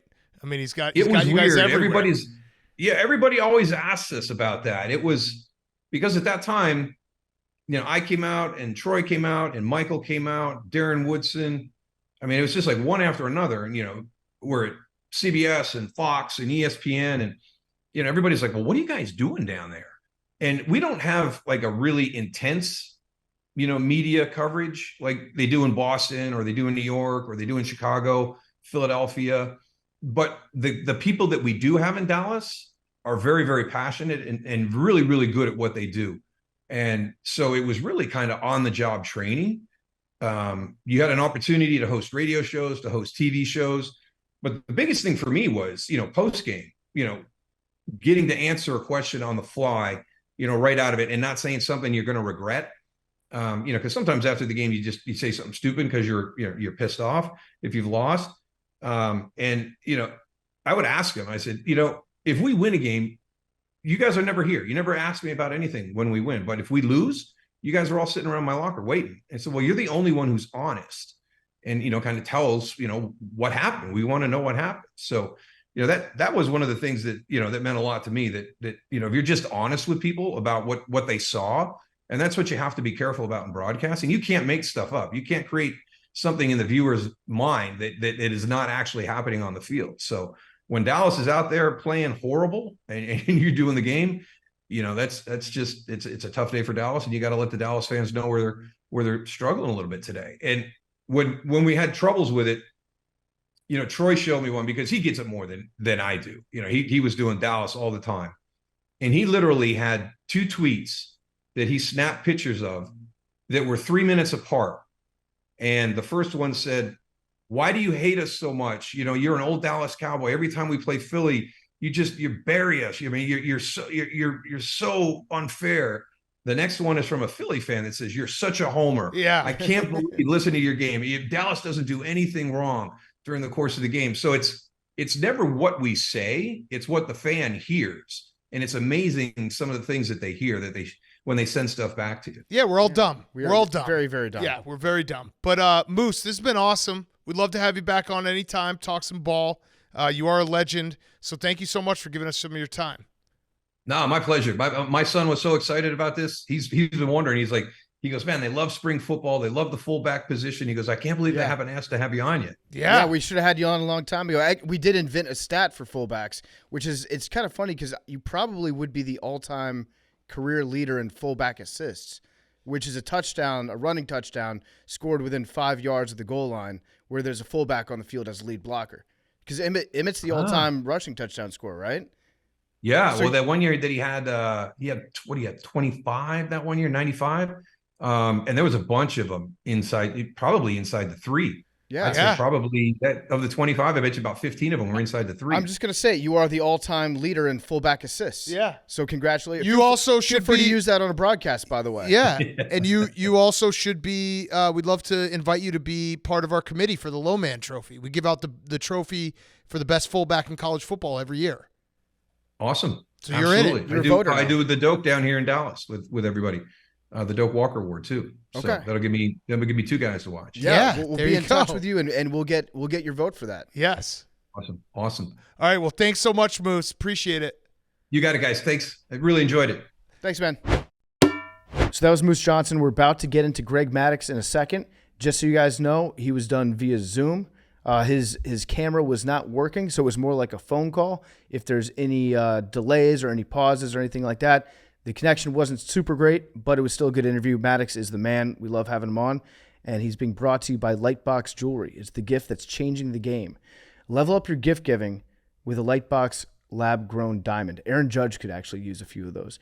You can buy set jewelry from lightboxjewelry.com, or you can buy a loose lab-grown diamond ready for your giftee to set how they like, or you can create a piece together. Lightbox not only has stones they'll love, but they have pricing that you'll actually understand.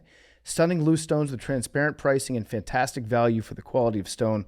Lightbox have leveled up lab-grown diamonds, combining innovation with lab-grown diamond quality that has to be seen to be believed. Lightbox lab-grown diamonds all meet the same stunning standards, so they all have the same transparent pricing. It's as simple as that. They've changed the game at Lightbox. What you see is what you get, and what you get is ready to take to a jeweler for stunning custom pieces. You can get them put in necklaces, a pair of earrings, or a ring. If you're going to get a diamond, go to Lightbox, get the stone, and then you can set it up yourself. Score major points with the perfect gift. Imagine giving your loved one a stunning stone and then the freedom to set it how they would want it. You can let their creativity or specific taste shine. A lot of people think that custom jewelry is out of their reach, but Lightbox is easy to approach. To buying stones means that you can shop for great value with great quality lab-grown diamonds and have it express shipped, ready to take to a jeweler. Take 10% off when you shop now at lightboxjewelry.com using promo code PMTPOD10. That's 10% off diamonds. How about that?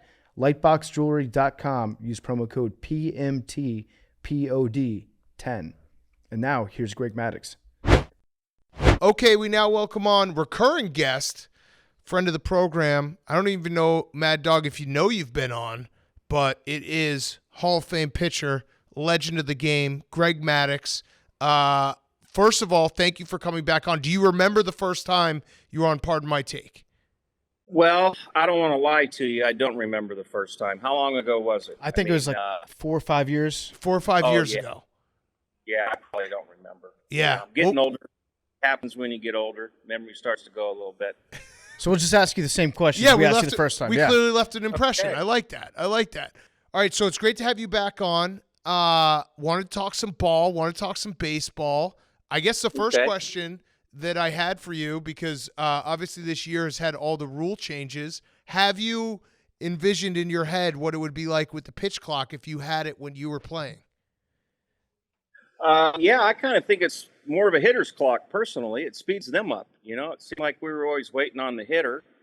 You know, they had their walk-up song, and they were stepping out and calling timeout all the time. So I think as a pitcher, for me personally, it'd be great because I think it speeds the hitter up and kind of keeps the game moving. Yeah. You know, I wish the pitcher would get a timeout per at-bat when he needs one. But overall, I like it. You know, I think probably the biggest disadvantage is, you know, you get 15, 20, 25 pitches deep in an inning. You know, you kind of need a break, and you're not going to get the breaks that you would normally get. Yeah. Have you thought about how quickly you could get through a game, though? I mean, some of the starts that you would have, you would go out there, and it felt like the game was over before it started. I think you could get through a game in the modern era going like, I don't know, like 45 minutes, open to close. Well, I mean, if the other pitcher throws a shutout, absolutely. But that's probably, you know, hopefully that won't happen. You know, I just know back when I was pitching, it was always kind of, you know, your goal was always to just win the game, but you had some secondary goals. And, you know, obviously I'd try to have a game in under 2 hours. You know, that was always kind of a main goal of mine. And, you know, with, you know, the shot clock now, I think it's very doable. Yeah, I mean, you have a statistic named after you, the Maddux, when a pitcher throws a complete game in under 100 pitches. Do you get excited when that happens, or is that something that's not even on your radar? Because I know I personally, like Kyle Hendricks did it a few years ago, and I was pumped to watch it. I was like, oh, my God, he's about to do a Maddux. Like, he's going to get all 9 innings under 100 pitches.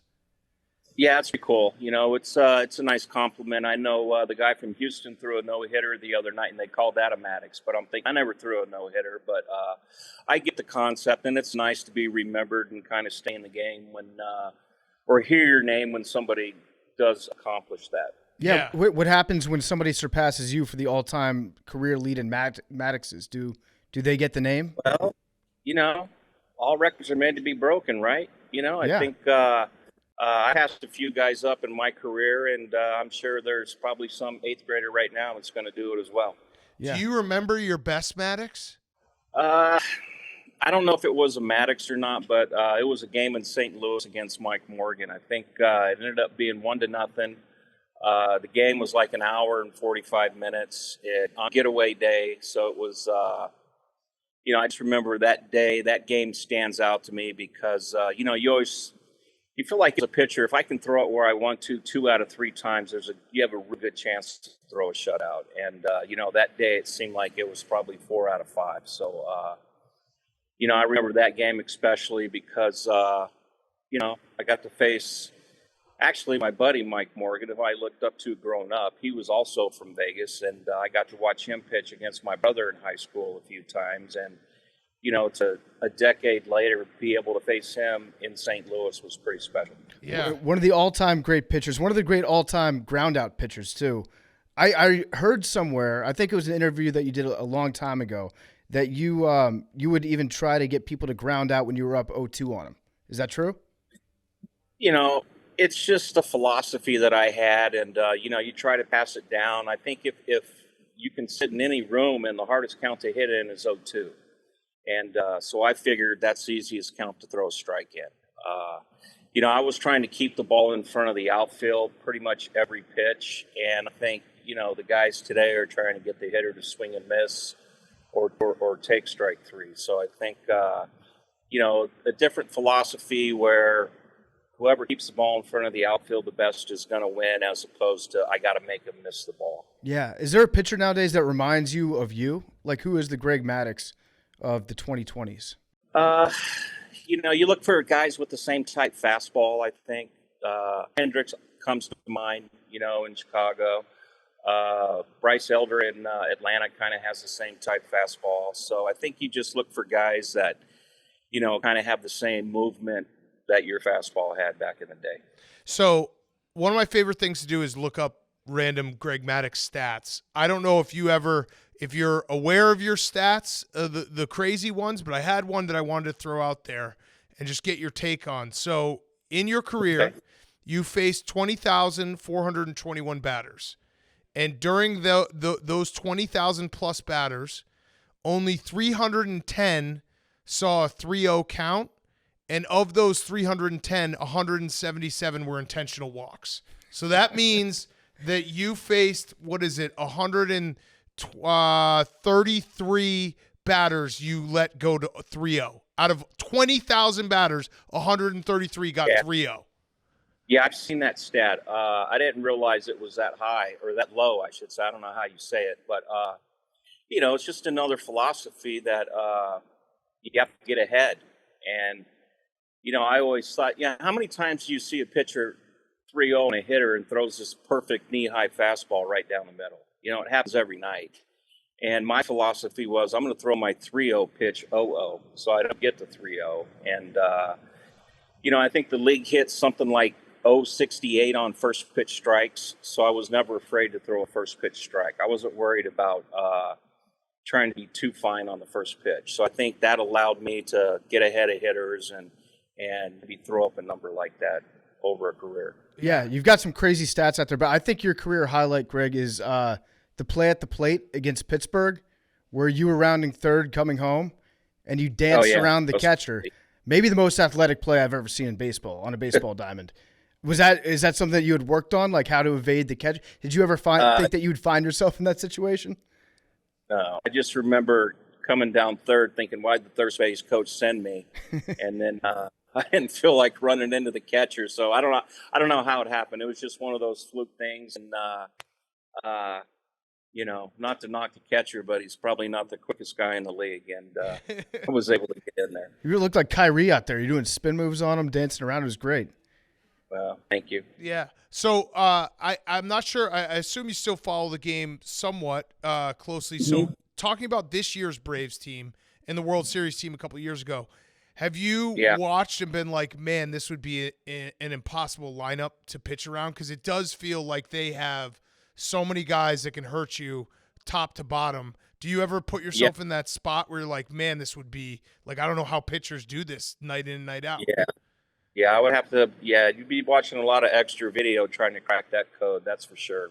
I did spend spring training with the Rangers this year. My brother's a pitching coach over there, so I was happy to go down there and try to help him out and the rest of the team. And been following the Rangers a lot this year. Have watched a couple Braves games, not many, but most of my focus this year has been on the Rangers. Yeah, they've had an incredible year. They're one of this year in Major League Baseball has been awesome because it feels like a lot of teams that aren't perennial, World Series contenders are now in the mix, especially in the AL.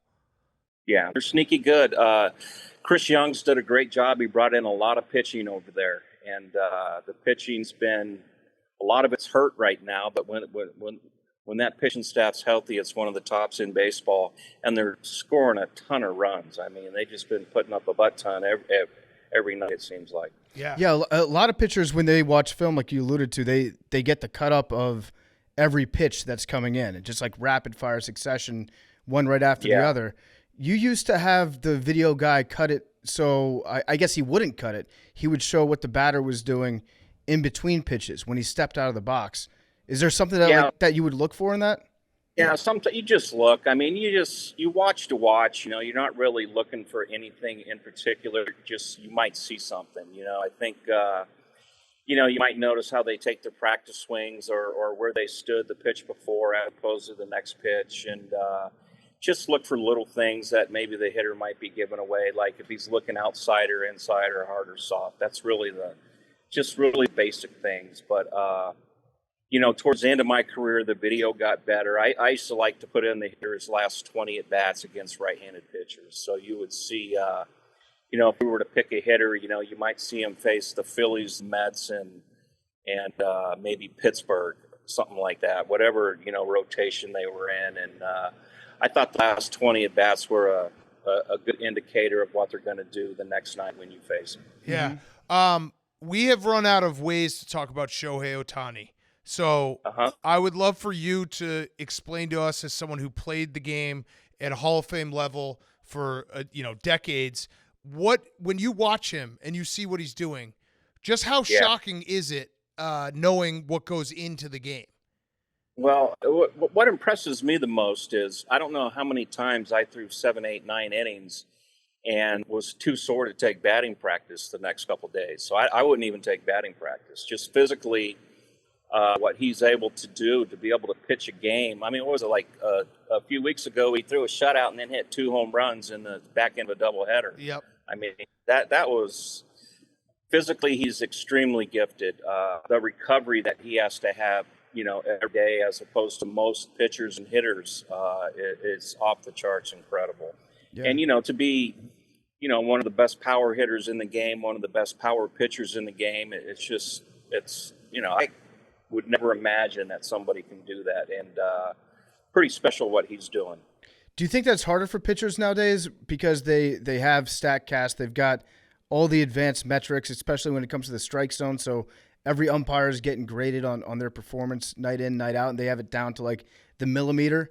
Is it harder for pitchers to work an umpire? Like you used to work the outside corner, you would gradually move the pitches further off and just completely frustrate a hitter. Nowadays, I feel like it's tougher to do that. Well, I think when you take into consideration the top half of the strike zone, that there is one now. I think when we pitched, it was non-existent. I think, trust me, I'd much rather have the 1.5 feet up than maybe 2 or 3 inches off the plate. I think the strike zone is a little bit bigger now than it was when we pitched. Yes, we did get pitches a tad more off the plate than the guys get now, but anything, dick up was a ball for us. And now you're seeing those pitches called, chest high now, and even balls slightly above the zone. So I think being able to pitch up there would be a real bonus for a pitcher. So this may be something you don't think about at all, but I'm curious. The Baseball Hall of Fame, you were no doubt Hall of Famer.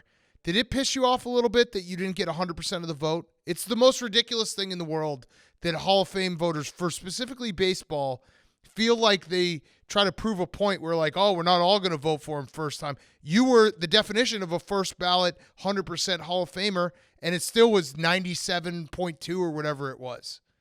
Yeah, I think to be inducted is enough. I mean, I would have been happy getting in by 1 vote, to be honest with you. I'm not going to nitpick or feel sorry for myself because a couple guys have a rule that they won't vote for a guy their first year. So, you get 500 riders together. There's going to be a lot of different opinions up there, and just to be selected, first ballot's enough for me. I would have looked up who didn't vote for me and sent them a letter. Maybe wait until they got out of their house and beamed them. Yeah, it'd have been nice to maybe, say, what's up, man? You're going to vote for Chuck Jones and not me? Are you serious? Yes. We'll nitpick for you. Yeah. Like, that's bullshit. That is bullshit. Get it. Yeah. Yeah. What about the other guys that you pitch against? I feel like, you get a lot of credit as well. You should. You should get more credit because you pitched in an era, the steroid era. Baseball was looking the other way. You were pitching against some players that were, they were bending the rules a little bit. But you went out there and you were, the best pitcher of that era. Do you think that the guys that you went up against that maybe have been accused of steroids or accused of PEDs, do you think they should be in the Hall of Fame? Well, that's a good question. How many home runs would they have hit if they didn't take them? You know what I mean? Mm-hmm. I think, Fred McGriff just got in. What, he hit 497? Let's say Fred McGriff takes them. Does he hit 700? I don't think it's fair to the guys that played clean. I think, Bonds was definitely a sure ballot Hall of Famer before all the stuff came out. And then, it's just a matter of opinion. I think Clemens was a definite Hall of Famer, at the time. I think a lot of guys did things before they took them or might have taken them, however you want to say it. But there are definitely guys that had the careers they had just because they took them. And, so the answer is no, obviously. I think, the answer is no. There might be an exception here or there, but pretty much it's a no. Could you tell maybe season to season when you're going up against a guy and you're like, oh, that seems different. Like he looks different. He hit the ball harder than he did last year. Yeah, you see it. And then, also I heard somewhere that when you take those, it also improves your eyesight.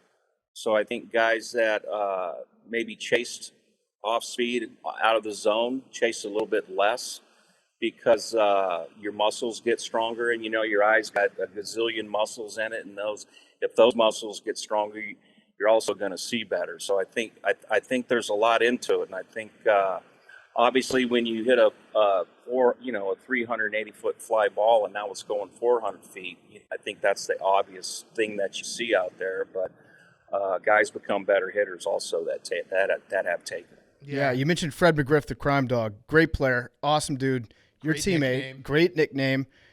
You were teammates with him for a while. Did you ever bust his balls about the Tom Amansky defensive drills video where he'd be like, I am Fred McGriff? Yeah, every chance we got. Every time we made a fundamental correct play, whether it was a PFP or filled in a ground ball, we would draw his name all the time, and ask Freddie if he guaranteed it. What was your? I mean, you were known as ultimate clubhouse guy. The stories about some of your pranks live on forever. What's one that you think back and maybe chuckle about, like randomly? You're just like, oh yeah, I did get that guy good. Oh, well, a lot of it wasn't me. It seemed like I got blamed for everything. I mean, especially now, it's like the longer you're out of the game, the more the stories get exaggerated. But we had fun, I think, as a starting pitcher, you're really on the field for about an hour to an hour and a half every 5 days, and you're spending the other 4 days, just trying to enjoy the game and have fun with your teammates. So, there was, you can't get away with it nowadays because the rules have changed. But, we tried to bully one another the best we could and be offensive and obnoxious and all that stuff. But it was all in good fun, a good way to pass the time, and made a lot of good friends because of it. Yeah. So you're calling Tom Glavine a liar when he went on Part of My Take and maybe insinuated at one point maybe they ran out of toilet paper in the clubhouse. Well, everybody will remember things a little bit of a different way, but maybe his undershirt was hanging up real close to you at the time. No, I never did nothing to Glav's clothes.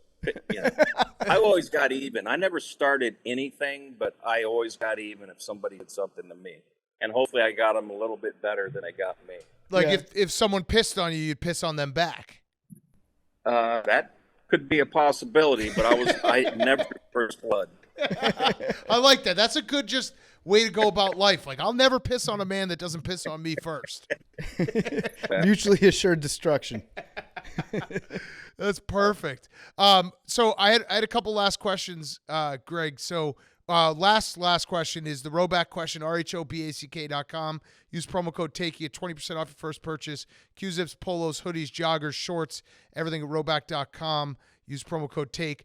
Do you have a World Series pick? I know that we're in August, so it's a little bit of cheating, but do you have, you don't have to give us the winner, but maybe who you see after watching the majority of the season that you're like, that team has what it takes? Well, obviously the Braves, I think, are up there for me personally. I think I never count the Dodgers out. They always seem to have, a very good chance to win it. But, my sleeper this year is Texas. I'm staying with, I think I'd love the odds on Texas this year. If I had money to bet, I'd go down and at least make sure I put something on them. Mm-hmm. Sounds like you have money to bet. Well, I'm not allowed to bet it. Yeah. So, yeah. True. My last question. You famously turned down the Yankees in favor of the Braves in terms of, I think they maybe were offering you more money even, and you decided to go from the Cubs to the Braves. Is there something about playing in New York that you think even nowadays guys should be wary about when it comes to if it's a lifestyle or the media, something that relates back to your decision when you decided, okay, it's a few more $1 million, but I value what Atlanta has to offer more than New York? Well, yeah, at the time, you got to realize this was 92, after the 92 season. And my main goal was, obviously I wanted a good contract, but I wanted a chance to win a World Series ring. And, looking back in 92, the Braves were there in 90 and 91, or 91, 92, whatever it was. They were there 2 years in a row. The Yankees weren't good yet. The Yankees didn't get good till a few years after that. And, my decision was made. Mostly I wanted a chance to get a ring. I wanted to stay in the National League. I knew the league. That was before Interleague at the time. And the Braves offered me a good contract. So to me, it was a no-brainer. I would have loved to have played in New York looking back. I probably would have a few more rings, but I wouldn't change the past for anything. I was happy with the decision I made at the time. I'm still happy with it. And I would have loved to have played in New York. I loved going to Shea Stadium all the time. I loved playing the Yankees too. So love the city. But I felt like the National League was a better fit for me. And at the time, the Braves had a much better chance to get a ring than the Yankees did.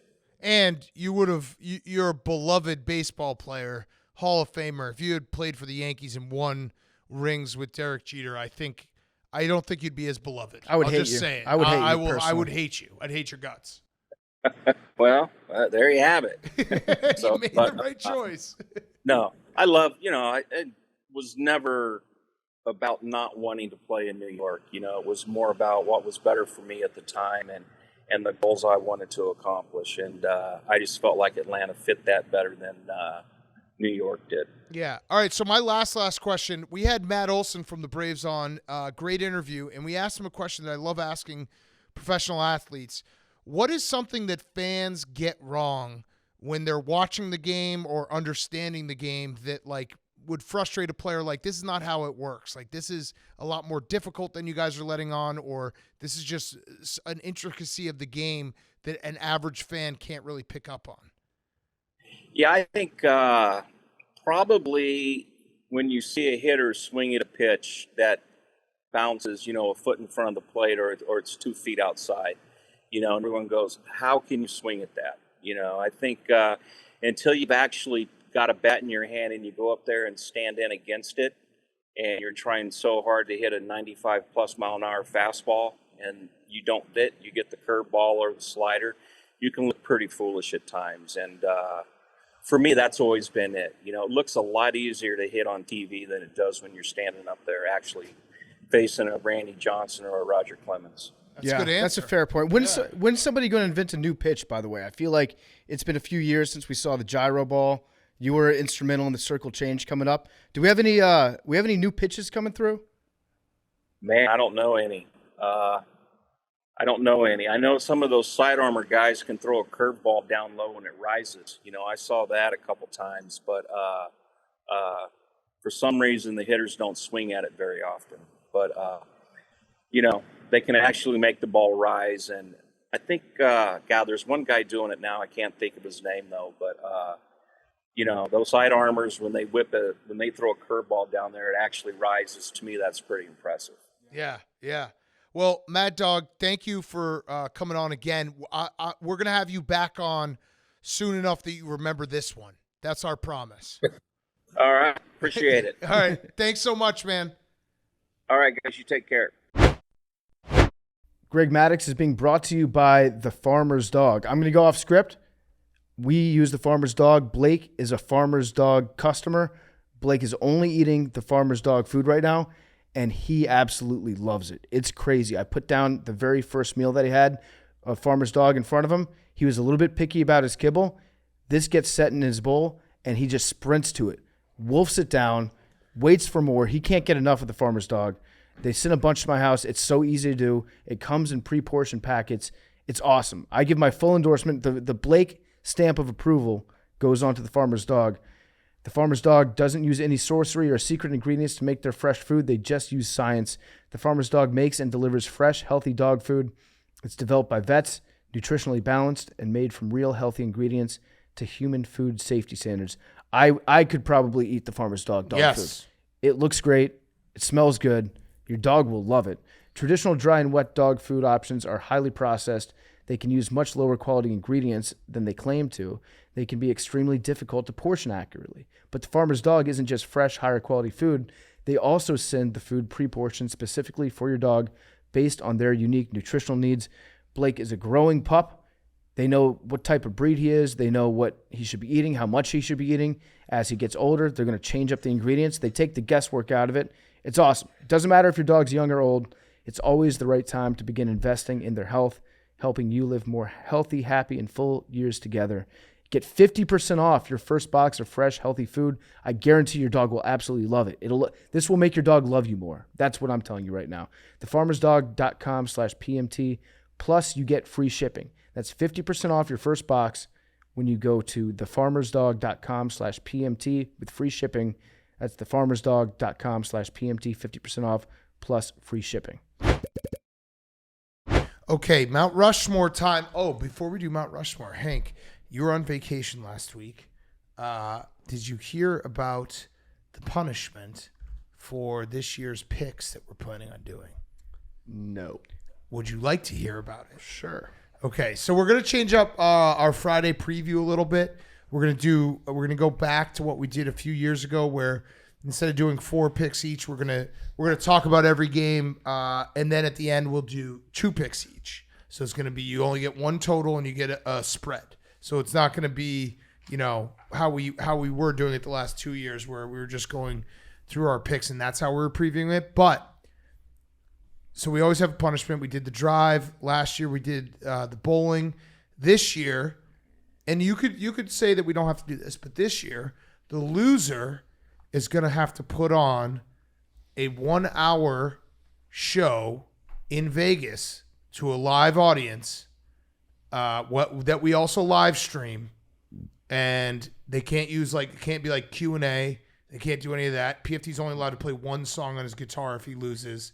Basically, they have to put on like a magic stand-up, a one-man show. It's a one-man show. Or you could do like 1 hour. You could do like an inconvenient truth proposal. Yeah. An hour.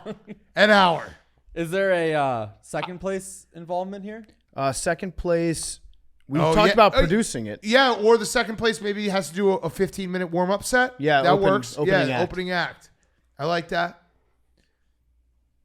I mean, we already agreed on it, so you don't really have to say. That's But fine. no, go ahead. I think I do enjoy the second place pain. I think it's the funnest wrinkle. 15 minutes isn't really like that, especially when someone has to do an hour. 30?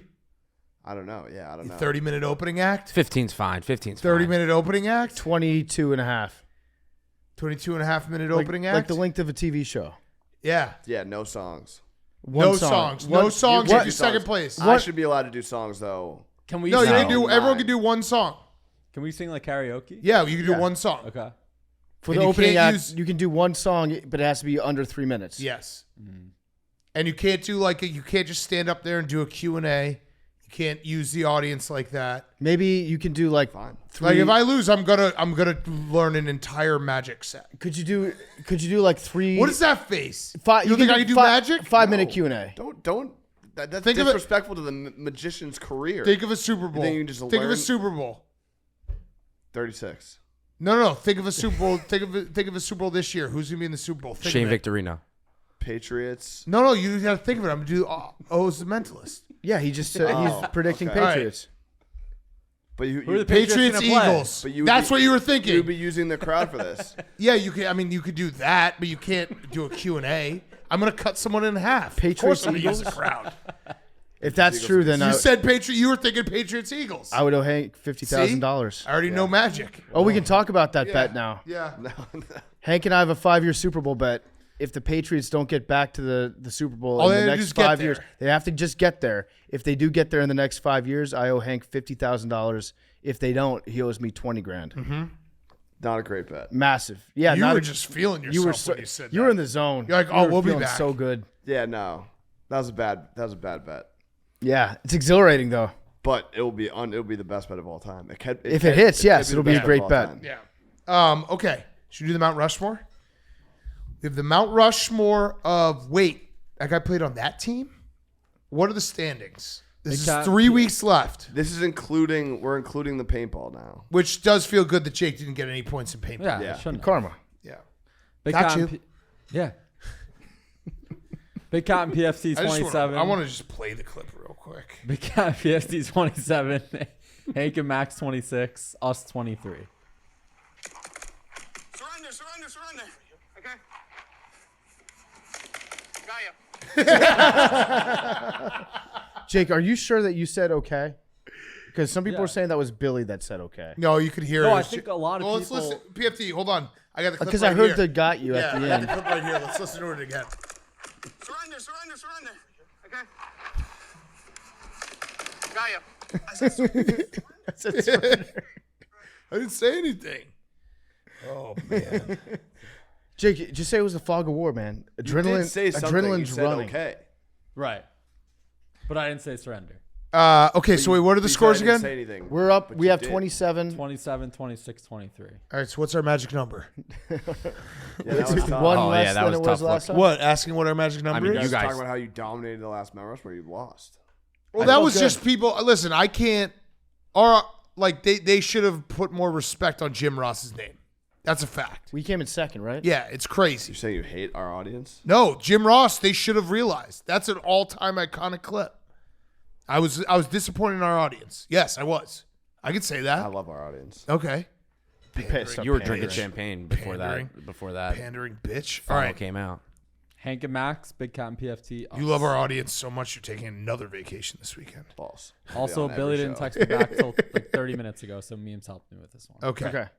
All right. Who's got the first pick? Hank and Max, Big Cat and PFT, us. All right. Hank and Max. Hank and Max. Me and Max. Oh, this guy cooked for you last What's week. the official title? Holy shit. That guy played for that Whoa. team. Yeah, no, whoa. I did not say shit. No profanity on the graphics. It's wait, that guy played on that team? Okay. We will go. This is the number one I think of when I think of this category. Obviously, it's 1-1. Hakeem Olajuwon on the Raptors. Okay. It's a good pick. Yeah, we had that. The pictures. The pictures. Yeah, the pictures are ridiculous. Shocking. Yeah. Yeah, it is. It is shocking. Okay, so it's our pick next.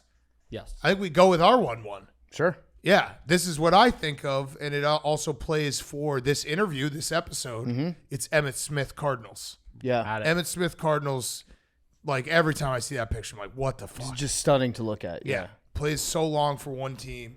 And then the Cardinals of all teams. That's the other thing. I like the Hakeem Olajuwon pick because it has to be like a random enough team. Yeah, and it also helps when the color of the uniform is shockingly different Right. from the original one. Right. Cowboys and Cardinals does not make sense. Right. Okay. Wrap around. Many people are saying Moose Johnson was the key to that rushing attack. Yes. Emmitt Smith's system running back. Yes. Facts. Okay. We are going to go with Joe Namath Rams. Oh, okay. Was that a Billy pick? No, Billy didn't help. That's a good pick. What? You said you responded. 30 minutes ago. 30 minutes ago. But the rule is within the hour. Yeah, no, he Oh, didn't. really? You guys? No, I literally said, he said, did you record yet? And I said, yes, but don't send any options. I want to stick to the rules. Okay. Billy's living his best life now having to work on Sundays. He's just so Oh, happy. Billy's Jets tweets are going to be just so drunk. Yeah. He also definitely is missing having dinner. Yeah. He probably just doesn't eat dinner on Sundays. Behind now. the scenes, like our dinner game has been off without Billy around. That's true, because 'cause we all no wait one's till pressing it, we yeah. wait till way too late to figure out like what's going for dinner. Billy would have been in the group chat at 9 a.m. being like, "What are we doing for dinner?" We need tonight? someone, memes, you got to be the new Billy dinner guy. He did So, this today, and it was yeah, weird. Yeah. But you need to just step into that role. Yeah, but also with football Sunday starting, it's like we're going to be in a groove. Yeah, true. Yeah. So, Okay, so Joe Namath Rams. Joe Namath Rams. He played his last year there. I'll be honest, I don't even remember any of Joe Namath's career. I just remember that one game. same. Yeah. Just know he's a Jet. I remember the Susie Colbert thing. Yeah. Colbert. Colbert. Colbert. Give me a kiss, Susie. You're so beautiful. All I right. want to kiss you, Bonnie. He's a thrower, not a passer. That's what talking about Chad Pennington. And then next we are going to go with Allen Iverson Grizzlies. Okay, it's another good pick. We had that as well. All right, I think PFT. we go with the second guy on our list, Big Cat. Oh yeah. We'll go Jerry Rice on the Seahawks. Makes no On the sense. list. No sense. Especially because he's a division whatsoever. rival guy through and through, right? The whole thing. I mean, it was weird when he went to the Raiders. That was strange. Right. But then I think people remember people remember that he was there Yeah. for a few years. but the then Raiders is a Seahawks, cool jersey, and it's like, Yeah. oh, okay. Same, probably didn't have to move. Yeah, right. Probably lived But- in the same house. Right, exactly. The Seahawks made no fucking sense. Nope. Yeah, and he was like 40. And he was on the Broncos too, but that was like an off season. I think he was there for a training camp. He like and then showed quit. up, gave a speech, and was like, I'm out. Yeah. Yeah. Seahawks is the shocker. Okay. You guys are up. We are going to go with Jerome Bettis on the Rams. That was Pryor. he prior? It was Yeah, Pryor, prior. Right. Right. Yeah. Okay. But it's crazy. Yeah. I mean, yeah. Good pick. Have you seen a picture of Jerome Yeah, Bettis on I the have. Yeah, Rams? it's crazy. I remember. Why are you saying it like that? No, What? I'm agreeing with you. You It's- said I mean yeah, which means Well, it was prior. I remember. Prior to what? There's no prior and post. No, there was prior to the Steelers. Yeah. He was on the Rams. He didn't wait, finish okay, his. what is the name of the Mount Rushmore? Wait, I that guy played know, on that I team? know, but Yeah. it So what does changes prior have it to when do a with guy was on a anything? team first and then goes to the team that he's remembered. I didn't for. realize there was these No, type of you can do that. stipulations. Yeah, I just, no, It's a good pick. it's a good pick. there There's for people 3 listening. years. There's Yeah, he was there for 3 years. Yeah, 3 years. That's a long time. Max. Wait, did he get drafted by Yeah. them? He did Yes. get drafted. Oh, okay. In so the there's first round, probably, yeah. Oh, there's probably a picture too. The first round? Did they take pictures of first round draft picks? Yeah, it's a crazy. There's people listening to this podcast have- being like, "Wait, You're right. Jerome Bettis was on the Rams." Yeah, I mean, he was rookie of the year on the Rams. you literally had to ask if it was prior No, or it was former. like prior. 'Cause I was like, you wait, literally it was you were prior. like, wait, No, prior, right? we Which knew. means you didn't know. No, we knew.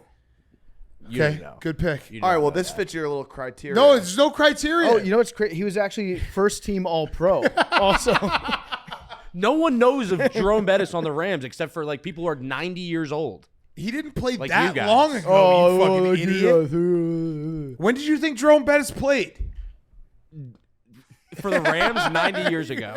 For the Rams, 90 years it ago. was a long time ago. It's not a bad pick. In fact, I like the creativity of Yeah. taking a guy, A prior. who was Prior's also good. outstanding on that team. What is the name of the category? Jim? I had that guy played on that No, team? it's a good pick. I was thinking of a pick that wouldn't have played because he didn't actually play for them, but Scottie Pippen's Supersonics.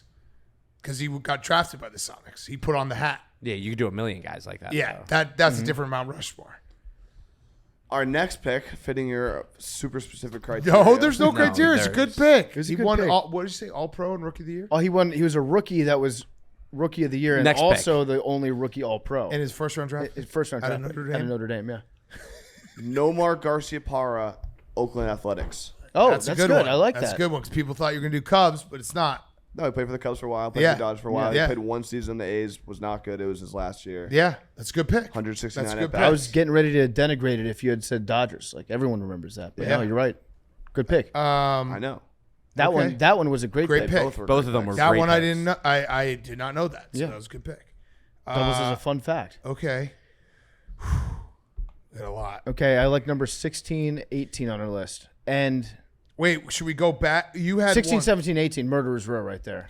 And 20 also plays. I did not know that Yeah. one. Or you pick. You pick at one of those. Those Okay. are all. We're gonna Very go. good. We're gonna go with King Griffey Jr. on the White Sox. Yes. Whoa. Yes. Yeah. Whoa. Did you hear Yes. that? You hear That was that? a whoa. That shocked him. That shocked him. Dude, Mm-hmm. did not Reds know that. Mariners. Jake, did you know that Jerome Bettis played on the Rams? Not until this morning when I looked it up. There we go. What? Why is Jake? Jake is the least honest I person suck at here. this. Oh Sure. my god. You literally went to the biggest liar we've got. Jake, we He's still so- love you. Jake is about to off Well, himself. Jake, we do love you. We don't trust you, but we love you. Okay. You got to build trust Guys, back. I know. Got you. I'm glad you're giving me the second chance. A lot of people. It's one strike rule. That's Yeah, true. especially on this podcast. Yeah. Yeah, right. Yeah. Billy only had one strike. Billy was like a T-ball player. Entire You can't strike out. is a 4-year strike. Just walk them. Okay. All right. Ken Griffey, White Sox are our next pick. Yeah. Yeah, that was really good. Thank you. Thanks. I'm gonna go. We are gonna go with Well, no, Billy didn't help you. memes. No memes. We have a new rule. Memes Yeah. can help if Billy doesn't. Yeah. Because otherwise, it's a 3-man team. Yeah. We're going to go with David Ortiz, Minnesota Twins. Oh, it's Pryor. Pryor. We're doing a Pryor here. Okay. That one. Okay. I didn't know he was on the Minnesota Twins. Don't let him talk to you like this. No, it's a good pick. Good pick, Jake. Pryor. Yeah. Remember when they thought that they won the last one? Don't let him talk. Listen, to you. I just said, all I said was the word Pryor, you fucking idiot. You can't say the word Pryor? No, yeah, it's fine. Pryor. But, holy shit. Wait. He played on the Twins. Wait, David Ortiz played on the Twins? Yeah, that hits. Yeah. I bet a lot of people don't know that. Yeah. All right. Did you know that, Hank? Well, obviously. I show the highlights of them all the time. I'm doing a Darren Ravel Twitter poll. Hank, did you know that? Okay. And our final pick. Oh. Growled. There's a lot of good names. There's a lot. It's Yeah. a long list here. Shock us, Jake. Come on. Kurt Warner Giants. Oh yeah, that's Okay. that's an in-betweener. Yep, in-betweener. Yeah. Are we allowed to say that, Not a Max? poster. You We're allowed to think say of in-betweener? Yeah, it's fine. Yeah. Rams Okay. and Cardinals. It's like in between two tits.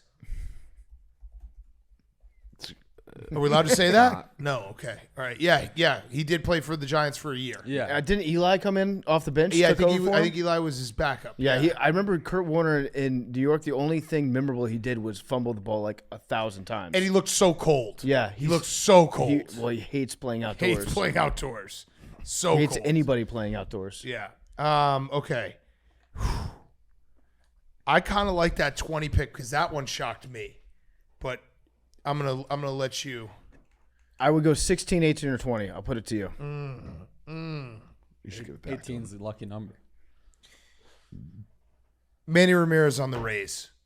And the I Rays- had no Yeah. idea. Devil Rays. I had no Yeah. idea. I guess it was the Devil Rays. I had right? no Yeah, idea. So I'll put Devil Rays on the ground. Yeah, because he got popped. I had no idea. That's when he got popped. If you had asked me that, I would never have guessed that. Just I seeing only him know in a Red- Rays Red jersey. Sox and Dodgers. Is that it? Plus Rays? Is He that it? was on the Rays. He He was playing on the well, White and Sox then- too. What? Was he? I'm pretty sure.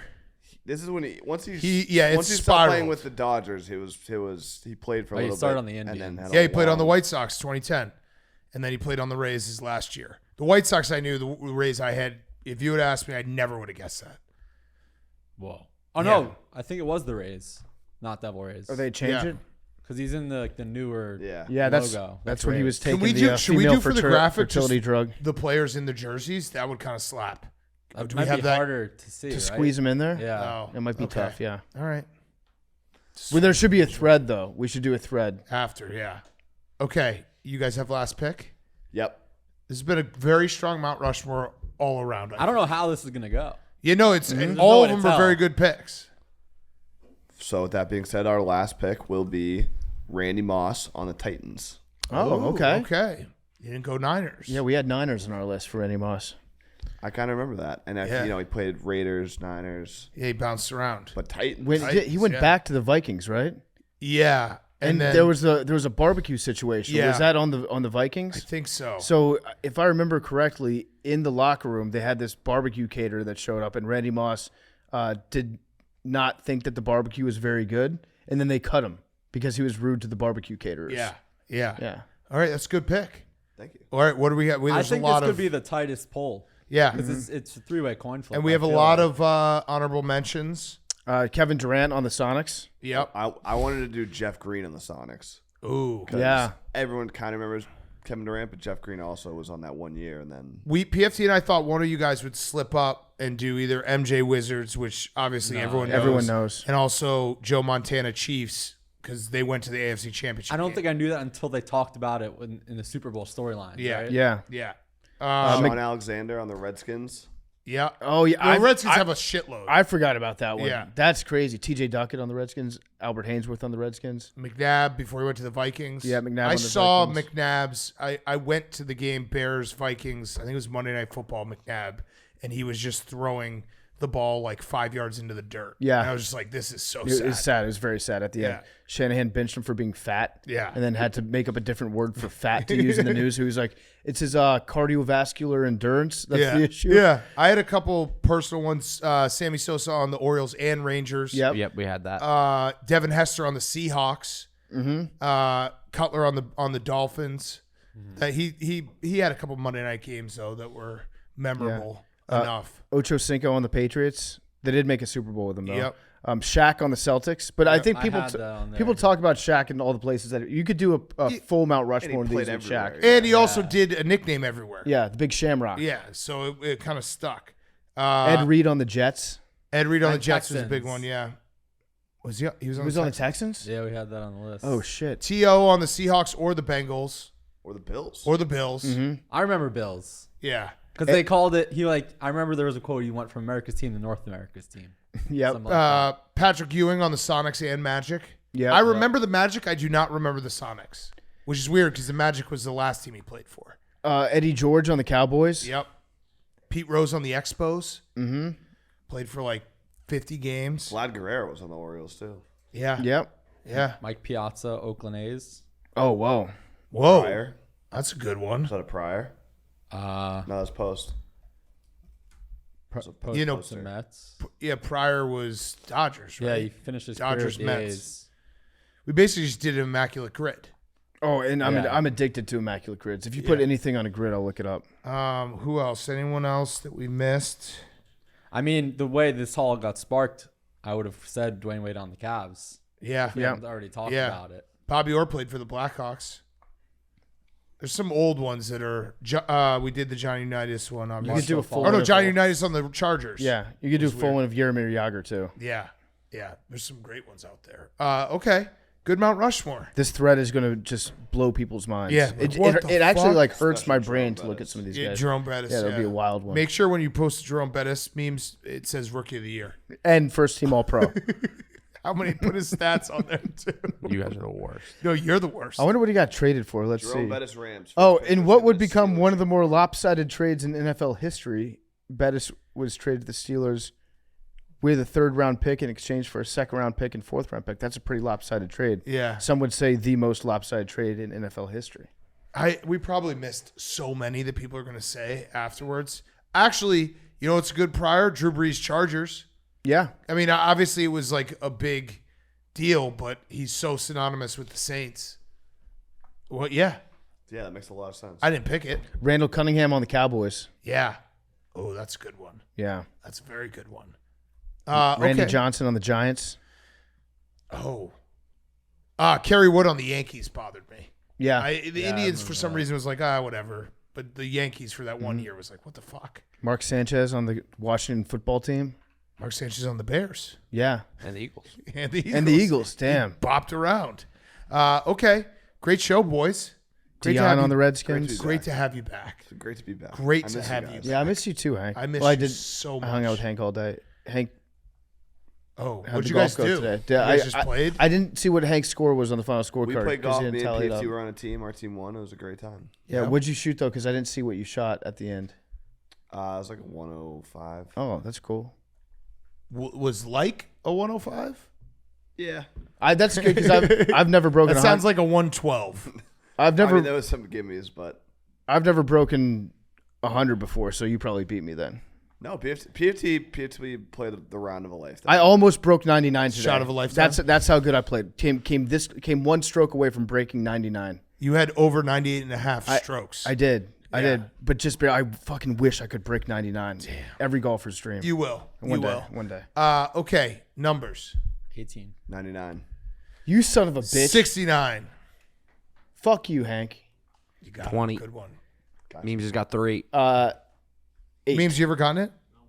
I'll go Shane. 8 for the amount of hits of marijuana Hank smoked today. Shane has 10. You're back. My boy's let's back. be very clear. I My did boy not is quit back. weed. I quit possessing it. If someone passes it to me, I have no choice. I had that happen to me last night, too. It was like Michael Scott. What was the concert we went to? Alicia Keys. Yeah. They're smoking I get clove past me and I cigarettes. just started coughing up my lung. I was like, that was a mistake. That's going to cost me. Okay. 84. Jerry Rice, right? No? Jerry Rice is 81? 80. Oh, he was 80. 80, of course. 80. Randy 80, Moss Randy was Moss, 84. Yeah.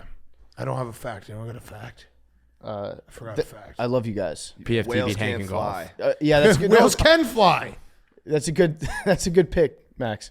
Mine was good. Yeah, yours What? was good. Mine was PFT beat Hank and golf today. Oh, good fact. Animal fact. Hank and PFT won in golf. Animal fact. I had a birdie, which is a type of animal, and then that didn't. made me almost break 99. Yeah. And Hank didn't. Did you have any birdies? No. Shit. Birdies are hard. I guess. Love you guys.